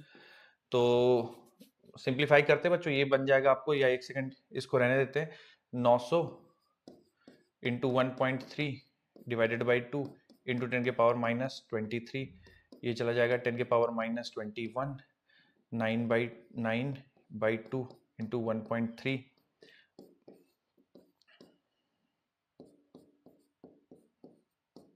बच्चों ये 11.5 मतलब 11 यानी 5.5 से थोड़ा सा ऊपर की वैल्यू कुछ होगी, तो ये वाला आंसर आ जाएगा option A. Simple value use करना है, काइनेटिक एनर्जी बराबर 3/2 kT। Average kinetic energy of molecule पूछा, मतलब एक मॉलिक्यूल की काइनेटिक एनर्जी बताना है। The average kinetic energy of a monoatomic gas molecule. अब इस सवाल में बच्चों देखिए कोई कंफ्यूजन का चांस ही नहीं है, सब कुछ क्लियरली लिखा है। Average kinetic energy of monoatomic gas molecule, एक मॉलिक्यूल की काइनेटिक एनर्जी कितनी होगी? तो 3/2 kT। सर पूरा टाइम पढ़ाओगे आज? नहीं अभी तो कहाँ समय हो गया क्या? अरे अभी तो बहुत समय है। चलिए बच्चों अगली हेडिंग डालिए, degree of freedom. Sir 20 minute और पढ़ा देना बस। ठीक, हेडिंग डाल दीजिए बच्चों, डिग्री ऑफ फ्रीडम। ये कुछ आपको नोट नहीं करना है, मैं ये सब पहले आपको समझाऊंगा, फिर मैं एक बार पढ़ दूंगा और जो इंपॉर्टेंट चीजें होंगी वो नोट कर लेंगे। अच्छा बच्चों, आप लोग डेफिनेशन तो खैर लिखी हुई है, आप लोगों की कोई अंडरस्टैंडिंग हो, क्योंकि हम लोग ये पहले चैप्टर एक बार पढ़ चुके हैं, है ना? डिग्री ऑफ फ्रीडम के बारे में आप में से कोई जानते हो, बताना चाहें कि डिग्री ऑफ फ्रीडम क्या होता है, कैसे हम लोग इंटरप्रेट करते हैं, कोई भी आप में से बताना चाहे? Yes sir. बताइए। सर जैसे कोई पार्टिकल है वो किस डायरेक्शन में मूव कर रहा है, ओके, वो उसकी उतनी डिग्री ऑफ फ्रीडम है जिसपे उसकी कुछ एनर्जी आ रही है। जैसे एक पार्टिकल एक्स में जा रहा है, फिर वाई में जा रहा है और जेड में जा रहा है, ठीक है, तो उसके लिए 3 डिग्री ऑफ फ्रीडम हो गई, ऐसे कुछ। बहुत बढ़िया। और कोई भी बच्चों ऐड ऑन करना सर चाहे? एक पार्टिकल कितने पॉसिबल डायरेक्शन में ट्रांसलेशन कर सकता है और रोटेशन कर सकता है, ऐसे जो है वो डिग्री ऑफ फ्रीडम कहा जाता है ठीक है, उस पार्टिकल की। ठीक है, जैसे मोनोएटमिक होगा तो उसकी 3 डिग्री होगी फ्रीडम, ठीक और है, अगर डायएटमिक है तो 5 डिग्री हो जाएगी, ठीक है। इसी तरह and so on। बच्चों और कोई कुछ ऐड करना चाहे इसमें? ठीक है, बहुत बढ़िया, दोनों मतलब बढ़िया एक्सप्लेनेशन है। कुल मिला के देखिए बच्चों, हमें जो सवाल आएंगे उसमें गैसेस दिए होंगे, मोनोएटॉमिक दिया होगा, डायएटॉमिक दिया होगा, ट्राइएटॉमिक दिया होगा, 3 एटम से ज्यादा होंगे, लिनियर होंगे, नॉन लिनियर होंगे, तो डिग्री ऑफ फ्रीडम कितनी होंगी वो मेन है, ठीक है। फिर भी चूंकि पढ़ रहे हैं तो हमें डिफाइन करना भी जरूरी है कि डिग्री ऑफ फ्रीडम होता क्या है, समझते क्या है, ठीक है। तो डिग्री ऑफ फ्रीडम है बच्चों, कितने तरीके से एक पार्टिकल के पास एनर्जी हो सकती है, उसको हम लोग डिग्री ऑफ फ्रीडम कहते हैं। कितने तरीके से पार्टिकल एनर्जी रख सकता है उसको डिग्री ऑफ फ्रीडम कहते हैं। जैसे हम मोनोएटॉमिक पार्टिकल की बात करें तो देखिए, मोनोएटॉमिक पार्टिकल है तो फ्री है मूव करने के लिए, वो एक्स एक्सिस में जा सकता है, वाई एक्सिस में जा सकता है और जेड एक्सिस में जा सकता है। इस एक्सिस में जाएगा तो भी काइनेटिक एनर्जी है, इस एक्सिस में जाएगा तो भी काइनेटिक एनर्जी है, इस एक्सिस में भी जाएगा तो भी काइनेटिक एनर्जी है। तो 3 तरीके से मूव कर सकता है, 3 डायरेक्शन में, तो 3 तरीके हैं जिससे वो एनर्जी रख सकता है, तो इसके डिग्री ऑफ फ्रीडम हो जाएगा 3, ठीक है। याद रखना है इसको आपको, मोनोएटॉमिक गैस के लिए डिग्री ऑफ फ्रीडम 3 से ज्यादा नहीं हो सकते, ठीक है। डायएटॉमिक गैस के केस में क्या होगा, जैसे हाइड्रोजन हो गया, नाइट्रोजन हो गया, ऑक्सीजन हो गया, क्लोरीन हो गया, तो डायएटॉमिक गैस है, ठीक है। डायएटॉमिक गैस में देखिए कितने पॉसिबल तरीके से एनर्जी रख सकता है, ठीक है। ध्यान से देखिए, एक तो ऑब्वियसली एक्स एक्सिस में तो जा ही सकता है ऐसा, ये मान लीजिए डायटोमिक गैस है, एक्स एक्सिस में चला गया, वाई एक्सिस में भी जा सकता है ना, पूरा ऐसा मॉलिक्यूल उठ के वाई एक्सिस में चला गया, जेड एक्सिस में जा सकता है ना, बाहर की तरफ, तो 3 तो हो गए, ठीक है। तो 3 डिग्री ऑफ फ्रीडम होते हैं इसके ट्रांसलेशनल, ठीक है, 3 डिग्री ऑफ फ्रीडम होंगे ट्रांसलेशनल। उसके अलावा 2 होते हैं रोटेशनल, ठीक है। सर रोटेशनल कैसे 2 हो गए, ध्यान से देखिएगा, ये हमारा डायटोमिक मॉलिक्यूल है, तो एक तो ट्रांसलेशन इधर जा सकता है, ऊपर जा सकता है, या बाहर आ सकता है, ठीक है। तो 3 ट्रांसलेशन हो गए। रोटेशन की बात करें तो देखिए रोटेशन कैसे कैसे पॉसिबल है, तो इस एक्सिस के अबाउट रोटेशन हो सकता है ना, और इस एक्सिस के अबाउट रोटेशन हो सकता है, ठीक है। यानी अगर आपने मॉलिक्यूल ऐसे होल्ड कर रखा है तो ये वाई एक्सिस के अबाउट रोटेट कर सकता है ऐसा, ठीक है। जेड एक्सिस, ये बाहर की तरफ जेड एक्सिस है, इसके अबाउट रोटेट हो सकता है, तो एक्स एक्सिस के अबाउट रोटेट हो सकता है, सॉरी वाई एक्सिस के अबाउट रोटेट हो सकता है, यानी ऊपर वाली एक्सिस ऐसे, जेड एक्सिस के अबाउट रोटेट हो सकता है ऐसे, ठीक है, 2 हो गई। लेकिन एक्स एक्सिस के अबाउट रोटेट नहीं हो सकता, क्योंकि एक्स एक्सिस के अलोंग ही रखा है, तो ऐसे मान लीजिए रोटेट भी होगा तो सारे के सारे मॉलिक्यूल्स इसी पे प्रेजेंट है ना, तो उससे एसोसिएटेड कोई काइनेटिक एनर्जी नहीं होगी। मतलब सर क्यों नहीं होगी, क्योंकि देखिए आप कैसे लिखते हैं रोटेशनल काइनेटिक एनर्जी, कैसे लिखते हैं, आप लिखते हैं हाफ आई ओमेगा स्क्वायर, ठीक है। अब मान लीजिए इस एक्सिस के अबाउट ही रोटेशन हो रहा है, ये वाली एक्सिस है, इसी के अबाउट रोटेशन हो रहा है ऐसे, ये मान लीजिए पेन ऐसा है और इसी एक्सिस के अबाउट ऐसे रोटेशन हो रहा है। अब सारा मास इसी एक्सिस पे तो डिस्ट्रीब्यूटेड है, तो मोमेंट ऑफ इनर्शिया 0 हो जाएगा, है ना, क्योंकि सारा मास इसी पे डिस्ट्रीब्यूटेड है। मोमेंट ऑफ इनर्शिया 0 हो गया तो इस एक्सिस के अबाउट रोटेशनल काइनेटिक एनर्जी रहेगी नहीं, इस एक्सिस के अबाउट रहेगी क्योंकि इस एक्सिस के अबाउट मोमेंट ऑफ इनर्शिया है, इस एक्सिस के अबाउट रहेगी मोमेंट ऑफ इनर्शिया है। लेकिन जिसके अलाउंग मास डिस्ट्रीब्यूटेड है उसके अबाउट मोमेंट ऑफ इनर्शिया ही नहीं रहेगा, क्योंकि सारा का सारा मास इसी एक्सिस पे है, तो रोटेशनल काइनेटिक एनर्जी 0 होगी। इसलिए 2 रोटेशनल डिग्री ऑफ फ्रीडम होंगी, 3 + 2, तो टोटल डिग्री ऑफ फ्रीडम हो जाएगी डायटोमिक गैस के लिए 5, ठीक है। 3 ट्रांसलेशनल, 2 रोटेशनल। अच्छा, पॉलीएटॉमिक की बात करें तो पॉलीएटॉमिक को बच्चों हम लोग 2 कैटेगरी में डिवाइड कर सकते हैं। पॉलीएटॉमिक मतलब 2 या 2 से ऊपर, ठीक है। इसमें आप 2 कैटेगरी मान लीजिए, एक तो पॉलीएटॉमिक लिनियर हो गया और एक पॉलीएटॉमिक नॉन लिनियर हो गया, ठीक है। पॉलीएटॉमिक लिनियर हो गया, polyatomic non linear. Polyatomic linear की बात करें बच्चों तो जैसे CO2 हो गया, ठीक है, पॉलीएटॉमिक लिनियर। और बच्चों थोड़ा नाम बताओ इस गैस का, क्या नाम है? Sulphur acetylene, ethyne, sir ethyne, हाँ इथाइन। ठीक। तो ये 2 गैसेस हो गए बच्चों, देखिए पॉलीएटॉमिक लिनियर है, तो पॉलीएटॉमिक लिनियर एग्जैक्टली वैसे ही बिहेव करेगी जैसे कि डायटोमिक, तो इसमें जो डिग्री ऑफ फ्रीडम होंगे 5 होंगे। सर कैसे डिग्री ऑफ फ्रीडम 5 कैसे? तो लिनियर है मतलब ये मान लीजिए कि इस तरह से कुछ मास डिस्ट्रीब्यूटेड है, तो इधर जा सकते हैं 1, ऊपर जा सकते हैं 2, सामने जा सकते हैं 3, उसके बाद इस एक्सिस के अबाउट रोटेशन, वाई एक्सिस के अबाउट, जेड एक्सिस के अबाउट रोटेशन, और खुद के एक्सिस के अबाउट कोई रोटेशनल काइनेटिक एनर्जी नहीं रहेगी क्योंकि मोमेंट ऑफ इनर्शिया 0 रहेगा, तो डिग्री ऑफ फ्रीडम इसकी 5 हो जाएगी, ठीक है। अब नॉन लीनियर की बात करते हैं। नॉन लीनियर की बात करें तो जैसे आपका पॉलीएटॉमिक नॉन लीनियर का एग्जांपल मान लीजिए CH4 हो गया, ठीक है, और H2O हो गया, ठीक है, H2O हो गया, ये नॉन लीनियर है, ठीक है। तो नॉन लीनियर पॉलीएटॉमिक यानी 2 से ज्यादा एटम्स हैं तो उसकी डिग्री ऑफ फ्रीडम 6 होंगे। कैसे बताता हूं, इसमें से 3 ट्रांसलेशनल होंगे, ठीक है, और 3 ही रोटेशनल होंगे, ठीक है, 3 ट्रांसलेशनल 3 रोटेशनल। सर 3 ट्रांसलेशनल कैसे? तो अब जैसे H2O का मॉलिक्यूल है बच्चों, तो ये H2O इधर जा सकता है एज इट इज, ऊपर जा सकता है, सामने जा सकता है, तो 3 ट्रांसलेशन तो फिक्स हो गए। अब रोटेशन भी देखिए, इस एक्सिस के अबाउट रोटेट कर सकता है ना, ऐसा वी शेप में है, तो वो इस एक्सिस के अबाउट भी रोटेट कर सकता है, मतलब वाई एक्सिस के अबाउट भी रोटेट कर सकता है, जेड एक्सिस के अबाउट भी रोटेट कर सकता है ऐसे, ठीक है, ये मान लीजिए O है, ये H है, तो जेड एक्सिस के अबाउट भी रोटेट कर सकता है ऐसे, और कौन सी एक्सिस बच गई, एक्स एक्सिस, तो एक्स एक्सिस के अबाउट भी रोटेट कर सकता है ऐसे, ठीक है। तो एक्चुअली तीनों एक्सिस के अबाउट रोटेशन पॉसिबल है। लीनियर में एक्स एक्सिस, जिस एक्सिस के अलोंग मास डिस्ट्रीब्यूशन उसके अबाउट रोटेशन पॉसिबल है लेकिन एनर्जी नहीं होगी, इसमें तीनों एक्सिस के अबाउट रोटेशन पॉसिबल है, इसलिए पॉलीएटॉमिक नॉन लीनियर में डिग्री ऑफ फ्रीडम हो जाएंगे 6, ठीक है। उसके अलावा बच्चों एक वाइब्रेशनल डिग्री ऑफ फ्रीडम होता है, ठीक है, ये लेकिन तब आप कंसीडर करिएगा जब सवाल में स्पेसिफिकली बोला जाए कि मॉलिक्यूल हायर टेम्परेचर पे है ना, molecule is at higher temperature. और इसमें भी वाइब्रेशनल डिग्री ऑफ फ्रीडम केवल और केवल हम लोग डायटोमिक गैस के बारे में बात करेंगे, ठीक है। और उसमें भी जब बोल दीजिए पार्टिकल या मॉलिक्यूल बहुत ज्यादा टेम्परेचर में, बहुत ज्यादा टेम्परेचर कितना सर, अप्रॉक्स 5000 केल्विन। जब टेम्परेचर इतना ज्यादा होता है 5000 केल्विन, 5000 केल्विन या 5000 आप मान लीजिए 4800 डिग्री सेल्सियस के लगभग, जब इतना ज्यादा टेम्परेचर होता है तब डोमिनेट करता है वाइब्रेशनल डिग्री ऑफ फ्रीडम। अब सवाल में अगर रिजिड बोल दे तो भी वाइब्रेशनल डिग्री ऑफ फ्रीडम नहीं कंसीडर करना है, नॉन रिजिड बोले तब कंसीडर करना है, हाई टेम्परेचर बोले तो कंसीडर करना है, ठीक है। कुछ भी हाई टेम्परेचर के बारे में कोई मेंशन नहीं करे तो नहीं कंसीडर करना है, ठीक है। तो vibrational degree of freedom for diatomic gas बच्चों 2 vibrational degree of freedom add कर देते हैं, ठीक है। तो अगर वाइब्रेशनल डिग्री ऑफ फ्रीडम को भी कंसीडर कर दिया जाए तो डायटोमिक गैस में हो जाएंगे 3 ट्रांसलेशनल, 2 रोटेशनल और 2 वाइब्रेशनल। तो टोटल डिग्री ऑफ फ्रीडम 7 हो जाएंगे डायटोमिक गैस के केस में, अगर हायर टेम्परेचर पे गैस है या बोल दिया है सवाल में कि नॉन रिजिड है तो 2 वाइब्रेशनल डिग्री ऑफ फ्रीडम को भी काउंट कर लीजिएगा, ठीक है। तो total degree of freedom diatomic gas का including vibrational degree of freedom 7 हो जाएगा, ठीक है।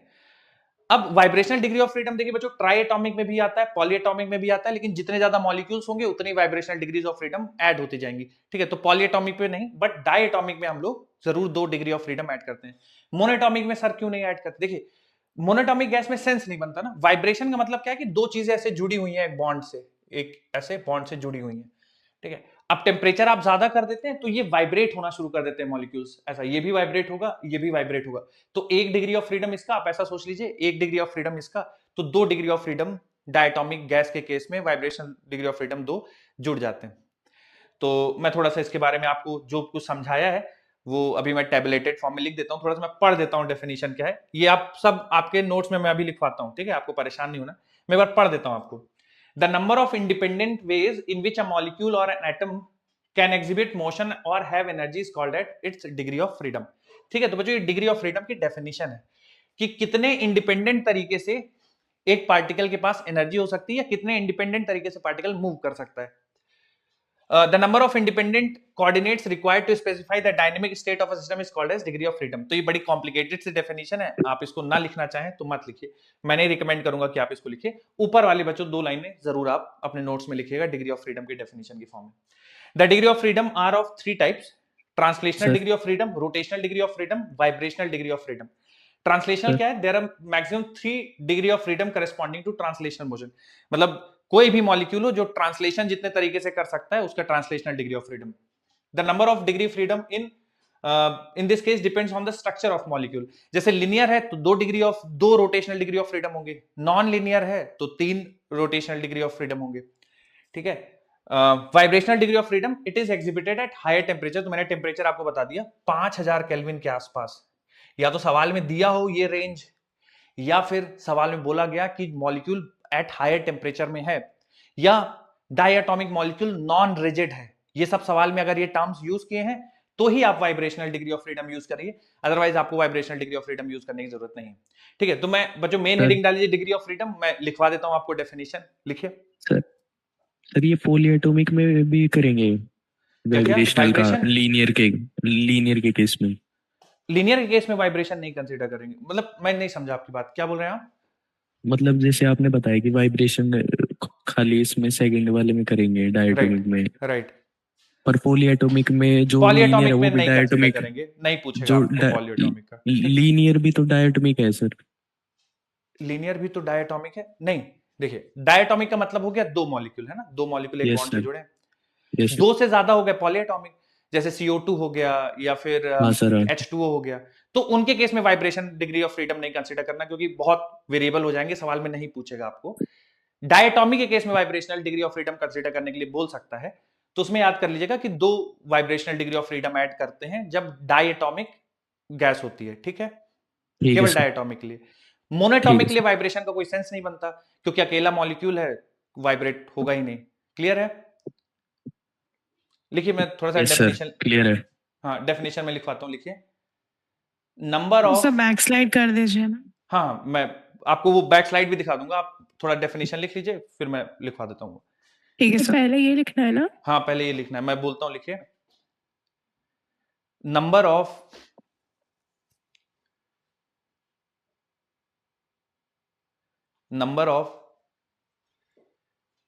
independent ways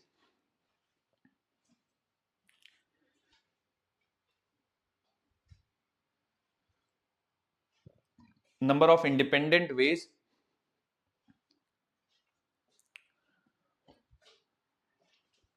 number of independent ways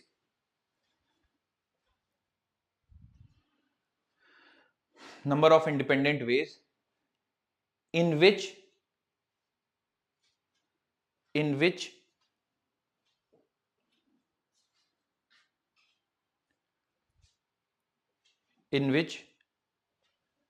number of independent ways in which a molecule moves number of independent ways in which molecule moves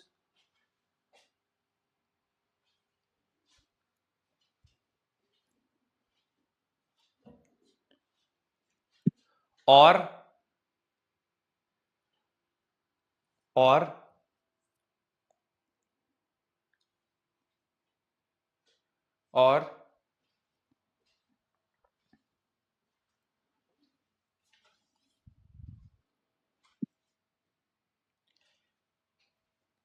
have energy or have energy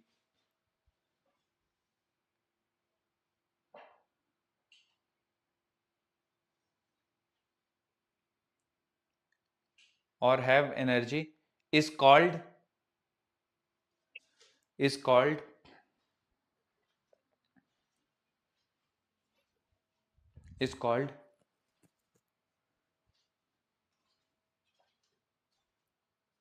degree of freedom is called degree of freedom.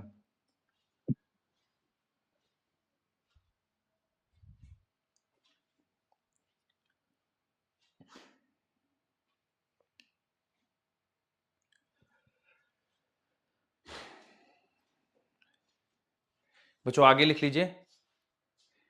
There are 3 types of degree of freedom. There are 3 types of degree of freedom.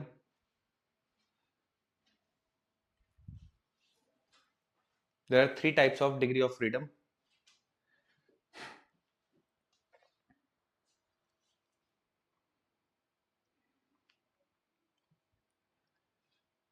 Translational, rotational, vibrational. बच्चों बस तीनों के नाम लिखना है और आपको उनके सामने कुछ भी नहीं लिखना है. ठीक है, ये सब इंफॉर्मेशन की कोई जरूरत नहीं है, ये एज इट इज लिख दिया, बट इसकी कोई जरूरत नहीं है, केवल नाम लिख लीजिए. Translational, rotational and vibrational.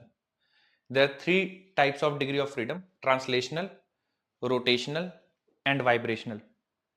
और बच्चों वाइब्रेशनल के सामने लिख लीजिएगा, इसके सामने जरूर लिख लीजिएगा, it is exhibited at high temperature only. है ना, ये बहुत इंपॉर्टेंट पॉइंट है. हमेशा वाइब्रेशनल डिग्री ऑफ फ्रीडम को कंसीडर करेंगे ऐसा नहीं है. वाइब्रेशनल डिग्री ऑफ फ्रीडम के सामने जरूर लिख लीजिएगा, इट इज कंसीडर्ड और it is exhibited at higher temperature only. और टेम्परेचर रेंज लिख लीजिएगा 5000 kelvin.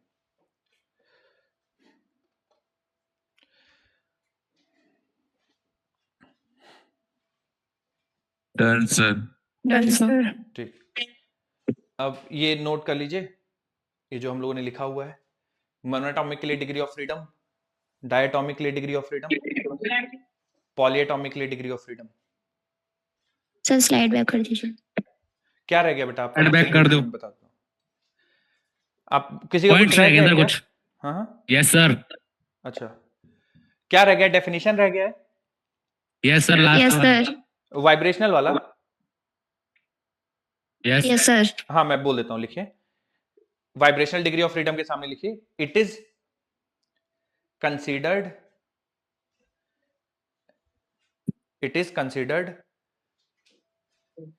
at high temperature only.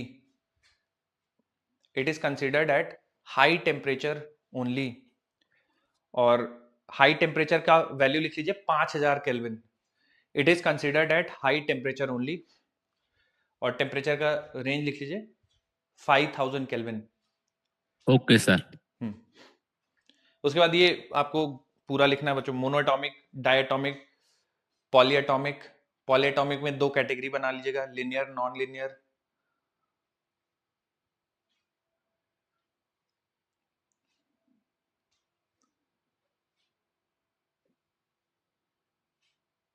और एक स्टार मार्क बना के वाइब्रेशनल डिग्री ऑफ फ्रीडम के बारे में लिखिएगा।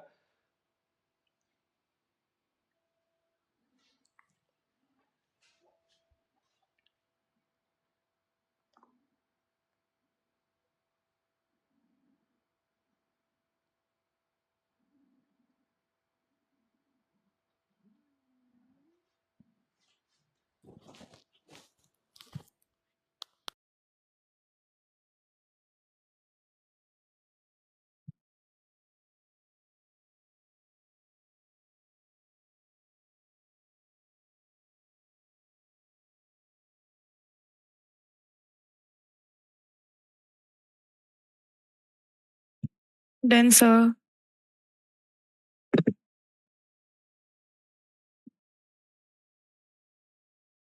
चलिए बच्चों, लिख लिया सबने? अभी नहीं हुआ सर। लिखिए लिखिए।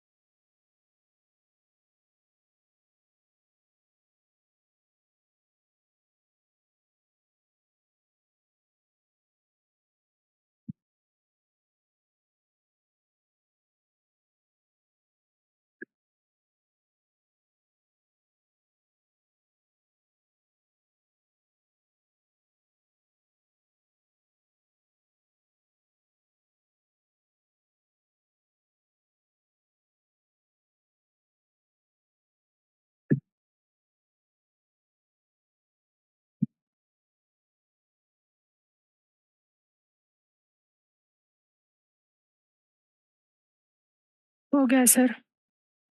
ठीक।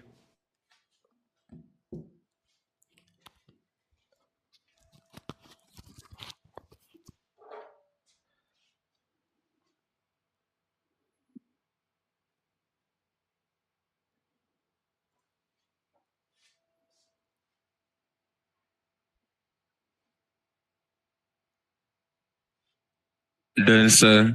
ठीक।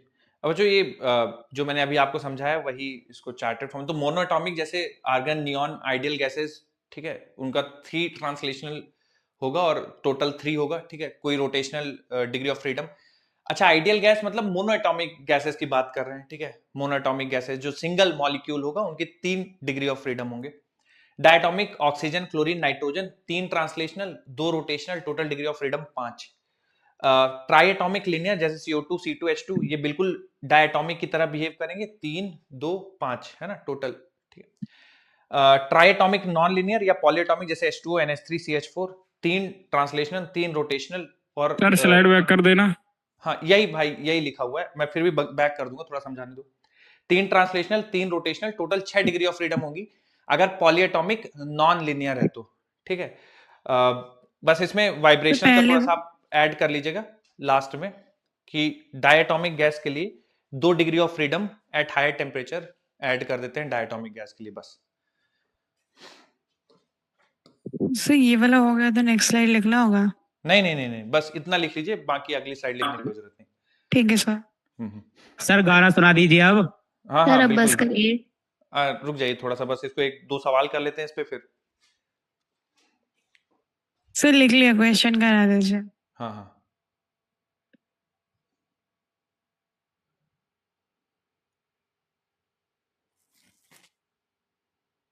चलो, जो एक सवाल है थोड़ा सा देखिए और मुझे बताइए आंसर। मैच करना है तो आप अपने नोट्स में जो भी आपको आंसर लग रहा है आप लिख लीजिए, मैं आपके बाद उसके बाद ऑप्शन दिखा दूंगा, आप जो भी आपको सेलेक्ट करना है सेलेक्ट कर लीजिए।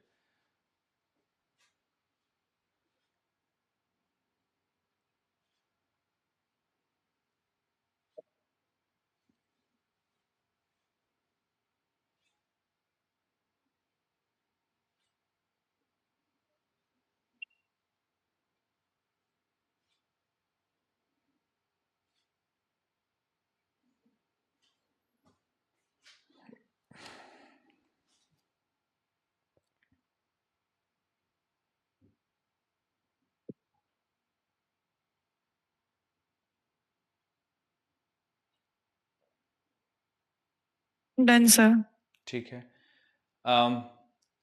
चलिए मैं ऑप्शन दिखाता हूँ बच्चों, आप जो भी मैच करना हो कर लीजिएगा। बताइए। Sir D option. Sir C option, sir option D. C option, C D sir. C C D option. Sir. चलिए सी ऑप्शन सर।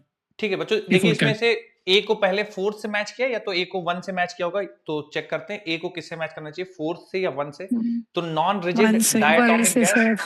तो 3 ट्रांसलेशनल डिग्री ऑफ फ्रीडम केवल मोनोएटॉमिक गैस के लिए पॉसिबल है। मोनोएटॉमिक। ए को वन से match करना चाहिए, तो ए को वन से मैच होगा, तो ये वाले दोनों ऑप्शन गलत हो गए। फोर्थ से सर। ठीक है, ए वन हो गया, फिर बी थ्री होगा या बी फोर होगा। ठीक है, फिर फोर होए। डी को दोनों को दो से मैच किया, तो बी थ्री देखते हैं या बी फोर देखते हैं। तो 3 ट्रांसलेशनल और 2 रोटेशनल डिग्री ऑफ फ्रीडम, ये बच्चों किससे मैच करेंगे हम लोग, बताइए थोड़ा सा। Non rigid diatomic gases. Rigid diatomic gas. Sir ये बच्चों rigid rigid diatomic diatomic gas के साथ match होगा। Diatomic gas. हाँ, सर रिजिड में तो Yes, वाइब्रेशन sir. भी आ जाता है ना। रिजिड में वाइब्रेशन, बच्चों रिजिड में वाइब्रेशन आना चाहिए या रिजिड में वाइब्रेशन नहीं आना नहीं चाहिए? आना चाहिए सर। नहीं नहीं आना आना चाहिए। रिजिड मतलब बिल्कुल बॉन्डेड है स्ट्रिक्टली, है ना, तो Bonded. कोई नहीं होगा। तो खैर 3 translational 2 rotational degree of freedom, ये मैच कर जाएगा तुम्हारा दूसरा वाला 3 से। ठीक है, तो बी मैच कर जाएगा थर्ड से। ठीक है, तो ये आपका सी ऑप्शन सेलेक्ट हो जाएगा, बाकी सी फोर्थ डी टू। ठीक है, देखते हैं। C four 3 translational rotational 1 vibrational degree of freedom, 3 translational 3 rotational more than 1 vibrational degree of freedom. तो नॉन रिजिड डायटोमिक गैस में 2 डिग्री ऑफ फ्रीडम होने चाहिए। ठीक है, तो non rigid diatomic gas 3 translational 3 rotational और more than 1 vibrational degree of freedom. 3 translation 3 polyatomic हो rotation, जाएगा, पॉलीएटॉमिक गैस पॉलीएटॉमिक। हो जाएगा। ठीक है ना, और 3 translational 2 rotational 1 rigid 1 degree of vibrational degree of freedom. Non rigid diatomic gas, diatomic gas में 2 डिग्री ऑफ फ्रीडम होते हैं। खैर 2 डिग्री ऑफ फ्रीडम रहेगा, वाइब्रेशनल डायटोमिक गैस में 2 डिग्री ऑफ फ्रीडम कंसीडर करेंगे, इन्होंने 1 लिख रखा है। खैर तो ये ऑप्शन सी करेक्ट हो जाए आपका। ठीक है, सी ऑप्शन करेक्ट होगा। और देखते हैं कुछ डिग्री ऑफ फ्रीडम से रिलेटेड कुछ हमारे पास हैं सवाल, तो भी करते हैं। चलिए बच्चों एक और देखिए जरा।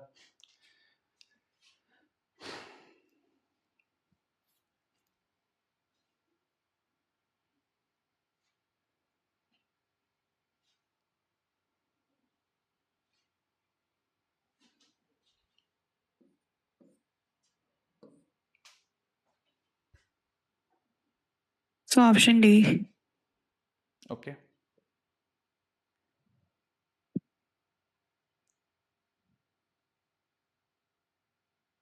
सर बी ऑप्शन आ जाएगा। मतलब फर्स्ट सेकंड थर्ड फोर्थ कौन सा? Sir B option, second second second. B और यस सर। ठीक है, अच्छा बच्चों ए ऑप्शन के बारे में आपको क्या लगता है, ए सही है गलत है? ए मॉलिक्यूल गलत है, विद n गलत। Degree of freedom has Yeah. n square B different ways option. Of storing energy. False है। ये False फॉल्स है, यानी जो भी ऑप्शन ए जिसमें होगा वो तो आंसर नहीं हो सकता। ठीक है, उसके बाद each degree of freedom is associated with half R T. हालांकि अभी मैं मैक्सवेल्स लॉ इक्विपार्टीशन सही लॉ है। ऑफ इक्विपार्टीशन ऑफ सही है, एनर्जी सही। बताऊंगा बच्चों। सही एक्चुअली है। True sir. ये नहीं होता है, half K T 1 degree of freedom के साथ हाफ केटी एनर्जी एसोसिएटेड होती है। तो बी अच्छा। भी स्टेटमेंट एक्चुअल में ये फॉल्स है, ये मैंने अभी आपको बताया नहीं, अभी जस्ट अगला टॉपिक यही है। तो बी स्टेटमेंट भी फॉल्स हो जाएगा, तो जिन आंसर्स में बी Yes, sir. होंगे B वो भी होगा। गलत हो जाएगा। अब यही बचता है बच्चों, यही सही हो जाएगा, मैं पढ़ देता हूँ। A monoatomic gas molecule has 1 rotational degree of freedom whereas diatomic molecule has 2 rotational degree of freedom. ये भी गलत सर है। मोनोटॉमिक में तो होता ही नहीं, रोटेशनल रोटेशनल तो होता ही नहीं है मोनोएटॉमिक में। ये ट्रांसलेशनल sir. होना चाहिए बच्चों यहाँ पे। ठीक है, तो खैर यहाँ अगर पर भी रोटेशनल 3 डिग्री ऑफ फ्रीडम है ट्रांसलेशनल तो आना चाहिए। ये भी स्टेटमेंट फॉल्स हो जाएगा फिर, है ना। अगर रोटेशन Yes, कंसीडर करेंगे, क्योंकि हमारे पास वो कोई भी रास्ता 3 है नहीं, तो इसको वो हम भी लोग 3 होगा। हाँ ट्रू मान के ही चलेंगे बच्चों में। अच्छा यहाँ पे भी फिर 3 होना चाहिए ना। Yes sir, Yes, sir. Yes, sir. हाँ, तो यार ये वाला स्टेटमेंट तो सही नहीं करना चाहिए। ठीक है, चलो इसको फॉल्स ही लेते हैं, तो फिर हमारा कोई ऑप्शन एक्चुअली हमारे पास सही बचेगा नहीं। CH4 has total degree of freedom, ये बच्चों स्टेटमेंट सही है ये सही है सर। है ना। या तो यहाँ पे हम लोग हाफ केटी कर देते तो सही हो जाता। चलिए खैर, पर मोल दे रखा है ना सर ये। अच्छा एक मोल एनर्जी रखा है पर क्या? मोल, एक पर मिनट, मोल है ना सर, ये है एनर्जी अच्छा पर अच्छा, मोल। हाँ बिल्कुल बिल्कुल बिल्कुल, ये सही है बच्चों। मोल है ये। ये सही हो जाएगा, सेकंड वाला ये फॉल्स है। एक सेकंड ना, देखिए एक एक पार्टिकल के साथ हाफ केटी एसोसिएटेड होती है और एक मोल के साथ हाफ आरटी एसोसिएटेड। तो खैर मैं ये अभी आपको बताऊंगा, ये एवरेज एनर्जी पर मोल है। तो एक मोल के साथ, एक पार्टिकल के साथ हाफ केटी, एक मोल के साथ हाफ आरटी होता है, मैं अभी आपको बताऊंगा। खैर तो ये स्टेटमेंट ट्रू है, बाकी सी वाला गलत हो जाएगा और ए वाला गलत है। तो बी और डी दो सही होंगे, बी और डी दो सही होंगे, बी ऑप्शन सही हो जाएगा। ठीक है, बी ऑप्शन इसका सही होगा। CH4 के पास टोटल 6 डिग्री ऑफ फ्रीडम होंगे।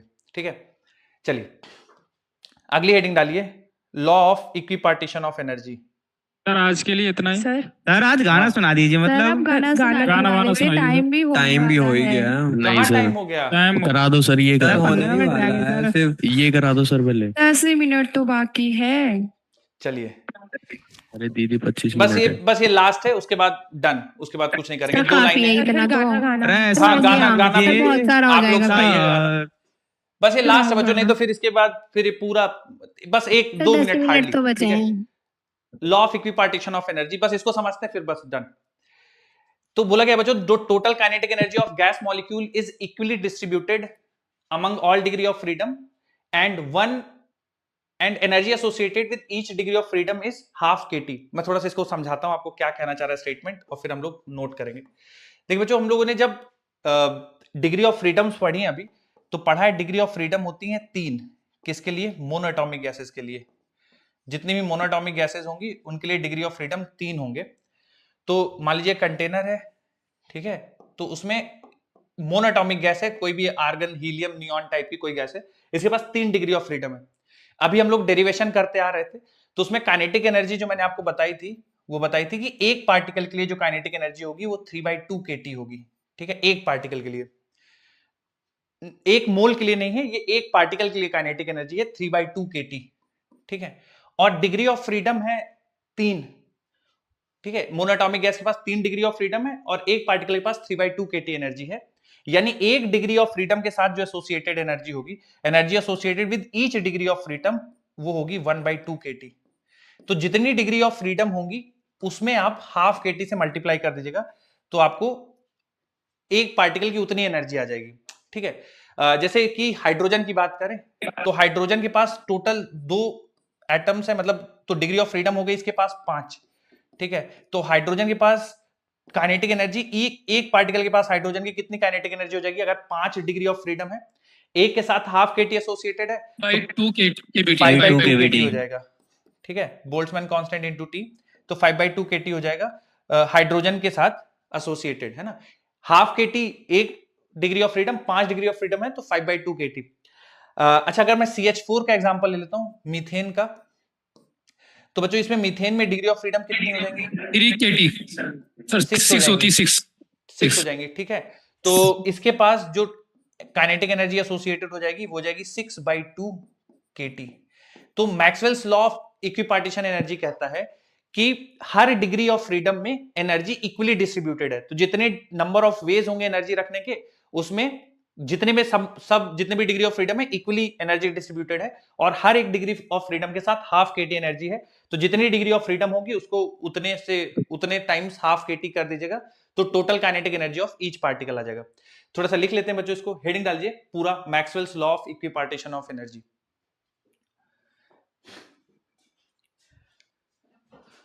ऐसे मैं इसको बोल देता हूं,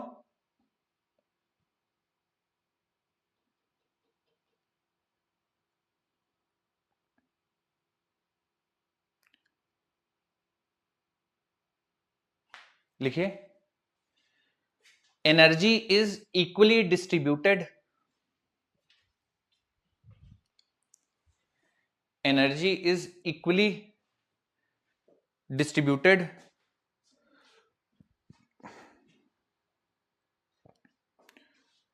among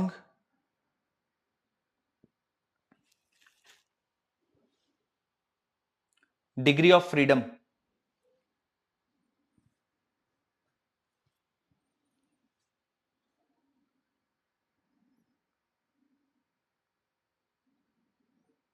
energy is equally distributed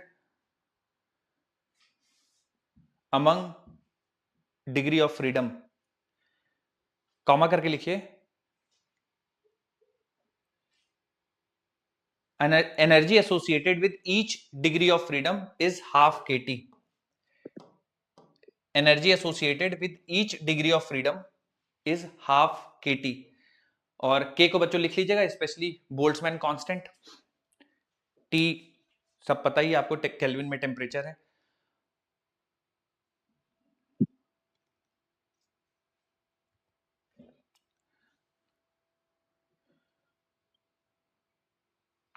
और 3 एग्जांपल सुना दीजिए।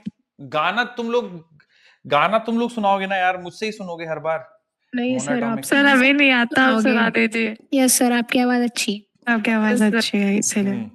मेरी आवाज सर पूरे लेक्चर पढ़ा लिया, आप सुना दीजिए। हाँ बिल्कुल। सुना दीजिए, हमारी खुशी के लिए। एटॉमिक 3/2 kT, डायटॉमिक 5/2 kT और पॉलीएटॉमिक 6/2 kT। एक एक लाइन लिख लीजिए। मैं यार गाना वाना भाई बहुत दिक्कत वाली बात है भाई। सर हमारी खुशी के लिए। सर आप अच्छा गाते हैं, सेलेक्ट कर लीजिए प्लीज, हमारी खुशी के लिए। जी बिल्कुल।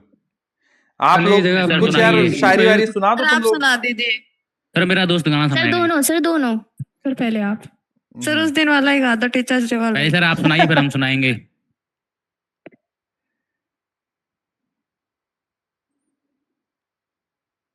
सर हो गया।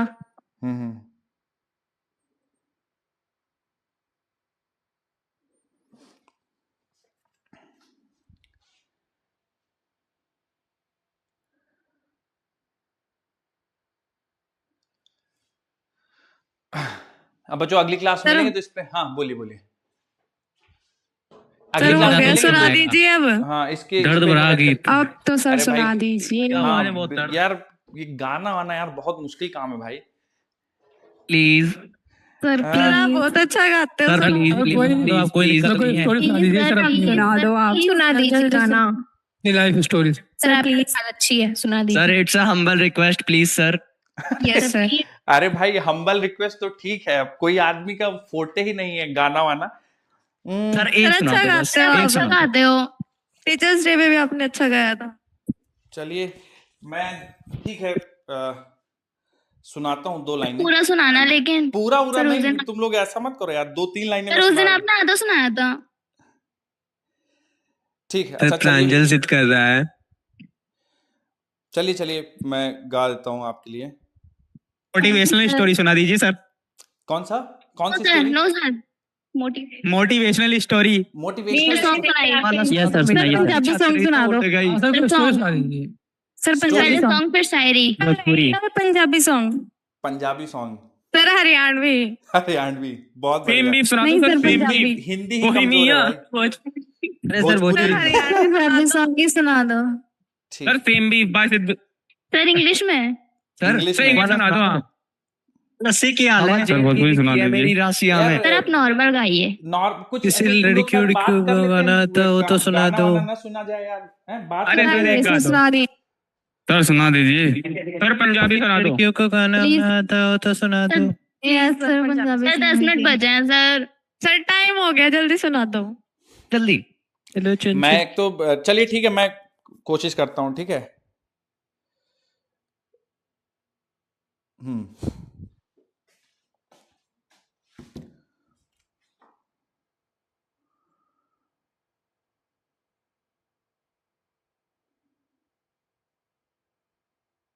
सर कहाँ चले गए? हाँ भाई मैं थोड़ा सा देख रहा हूँ यार, लिरिक्स भी भूल जाता हूँ। खैर चलिए, एक गाना है बच्चों, काफी है वो, लेकिन ये मोटिवेशनल गाना नहीं है, बिल्कुल फिल्मी गाना है, ठीक है। तो उसी हिसाब से आप सुनिएगा, है ना। और आवाज में जो भी है कॉम्प्रोमाइज करिए। बंगाली गाना गा दीजिए सर। कौन सा वाला? Sir Doraemon. ठीक है।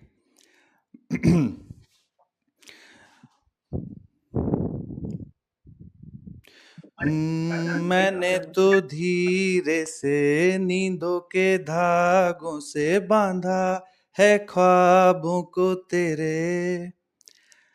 मैं ना जहां चाहूं ना आसमां चाहूं, आजा हिस्से में तू मेरे। तू ढंग चाहतों का मैं जैसे कोई नादानी, तू ढंग चाहतों का मैं जैसे कोई नादानी, मुझे खुद से जोड़ दे तो मेरे यार बात बन जानी, रंग शरबतों का तू मीठे घाट का पानी। Thank you so much. अब ये तुम लोग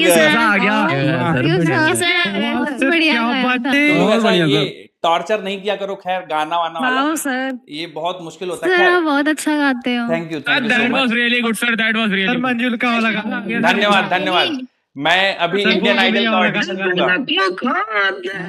आई think you are in wrong profession sir, you have to be. चलिए अच्छा ठीक है। अब मेन चीज बच्चों जो आप लोग को थोड़ा सा बात करता हूँ मैं, कुछ इम्पोर्टेंट। सर शायरी सुना दीजिए।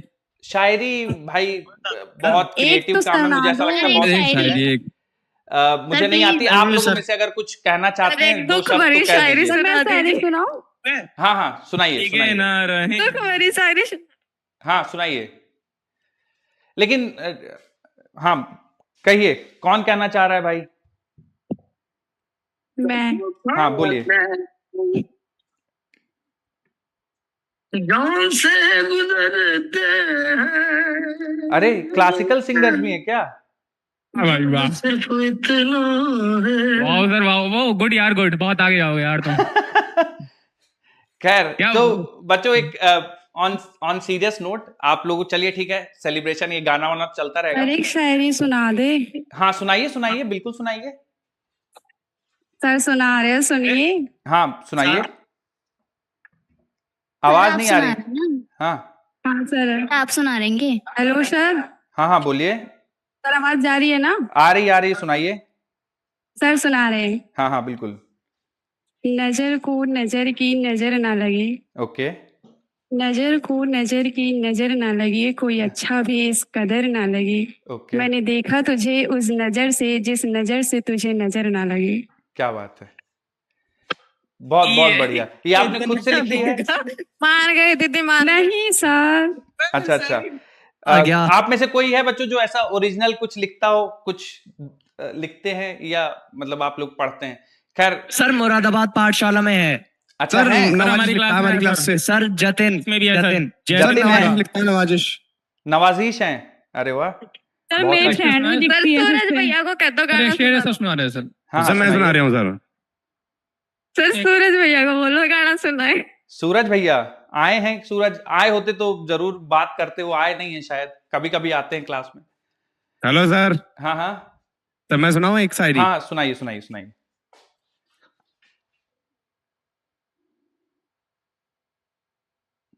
चलिए ठीक है बच्चों। और हेलो सर। हाँ बताइए। सर मेरी फ्रेंड आपको कुछ सुनाना चाहती है। हाँ सुनाइए। तो क्या हुआ अगर जख्म देती हैं उनकी आंखें, अरे वाह, मरहम भी तो उनकी मुस्कान देती है। अरे वाह। तो क्या हुआ अगर जख्म देती हैं उनकी आंखें, मरहम भी तो उनकी मुस्कान देती है। मुर्दा भी हैरान है ये बात सोचकर, क्या अजीब सी है लाश ये भी जो सांस भी लेती है। बहुत डीप था भाई, वेरी गुड। जॉर्ड अवार्ड दिल को छू गया। क्या नाम है भाई आपका, ये जो शायरी बोली है? जतिन सर कैसे हैं आप? जतिन कुमार प्रजापति। बहुत हेलो सर कैसे हैं आप? बढ़िया। अरे सूरज भाई कैसे हो? सब भाई बहुत बढ़िया सर ये भी डार्क है ना। सूरज भैया एक गाना सुना दीजिए। सूरज भाई बहुत डिमांड हो रही है सर, आज हल्द्वानी में पार्टी है सर, गाना सुनाएंगे हम। हाँ सुनाइए। अरे अभी नहीं, हाँ वो तो किसी और के लिए है सर। किसी और के लिए मतलब साथ वाले हैं ना हमारे लड़के, उनके लिए। अच्छा चलिए ठीक है बच्चों, हैप्पी चिल्ड्रंस डे। रुको हाँ रुको अच्छा कुछ सुना रहे हो क्या? कि दोबारा सुना दे, हमें सुनी नहीं। सूरज भैया को सर हाँ बिना जिस्म छुए जो रूह से लिपट जाए, हाँ बिना जिस्म छुए जो रूह से लिपट जाए वो भूत होता है, हर चीज इश्क नहीं होती। अरे मान गए। अरे यार तू लोग, मैं सुना दो। हाँ लेकिन डेकोरम मेंटेन करना भाई, फालतू का कुछ ऐसा नहीं हो जो। ठीक है सर। Okay sir okay. मेरी चाहतों का मुझे ही नुकसान हो गया। मेरी चाहतों का मुझे ही नुकसान हो गया, एक शख्स को मैंने इतना चाहा वो मुझसे ही परेशान हो गया। वाह रियल बात बोल दी सूरज।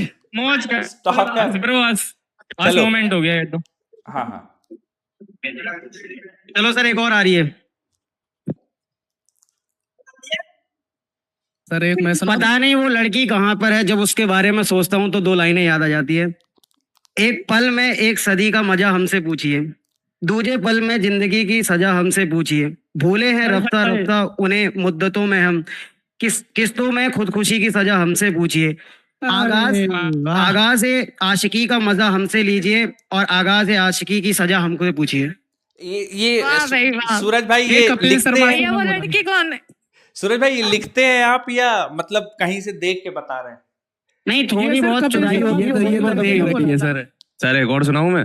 हाँ सुनाइए सुनाइए सर। एक मैं सुना रहा हूँ सर। वो लड़की भाग गई सर। जैसे थोड़ा बढ़िया हो, है ना, ऐसा फालतू वाला नहीं कुछ भी। यस सर, खुद लिखी हुई है। हाँ सुनाइए सुनाइए।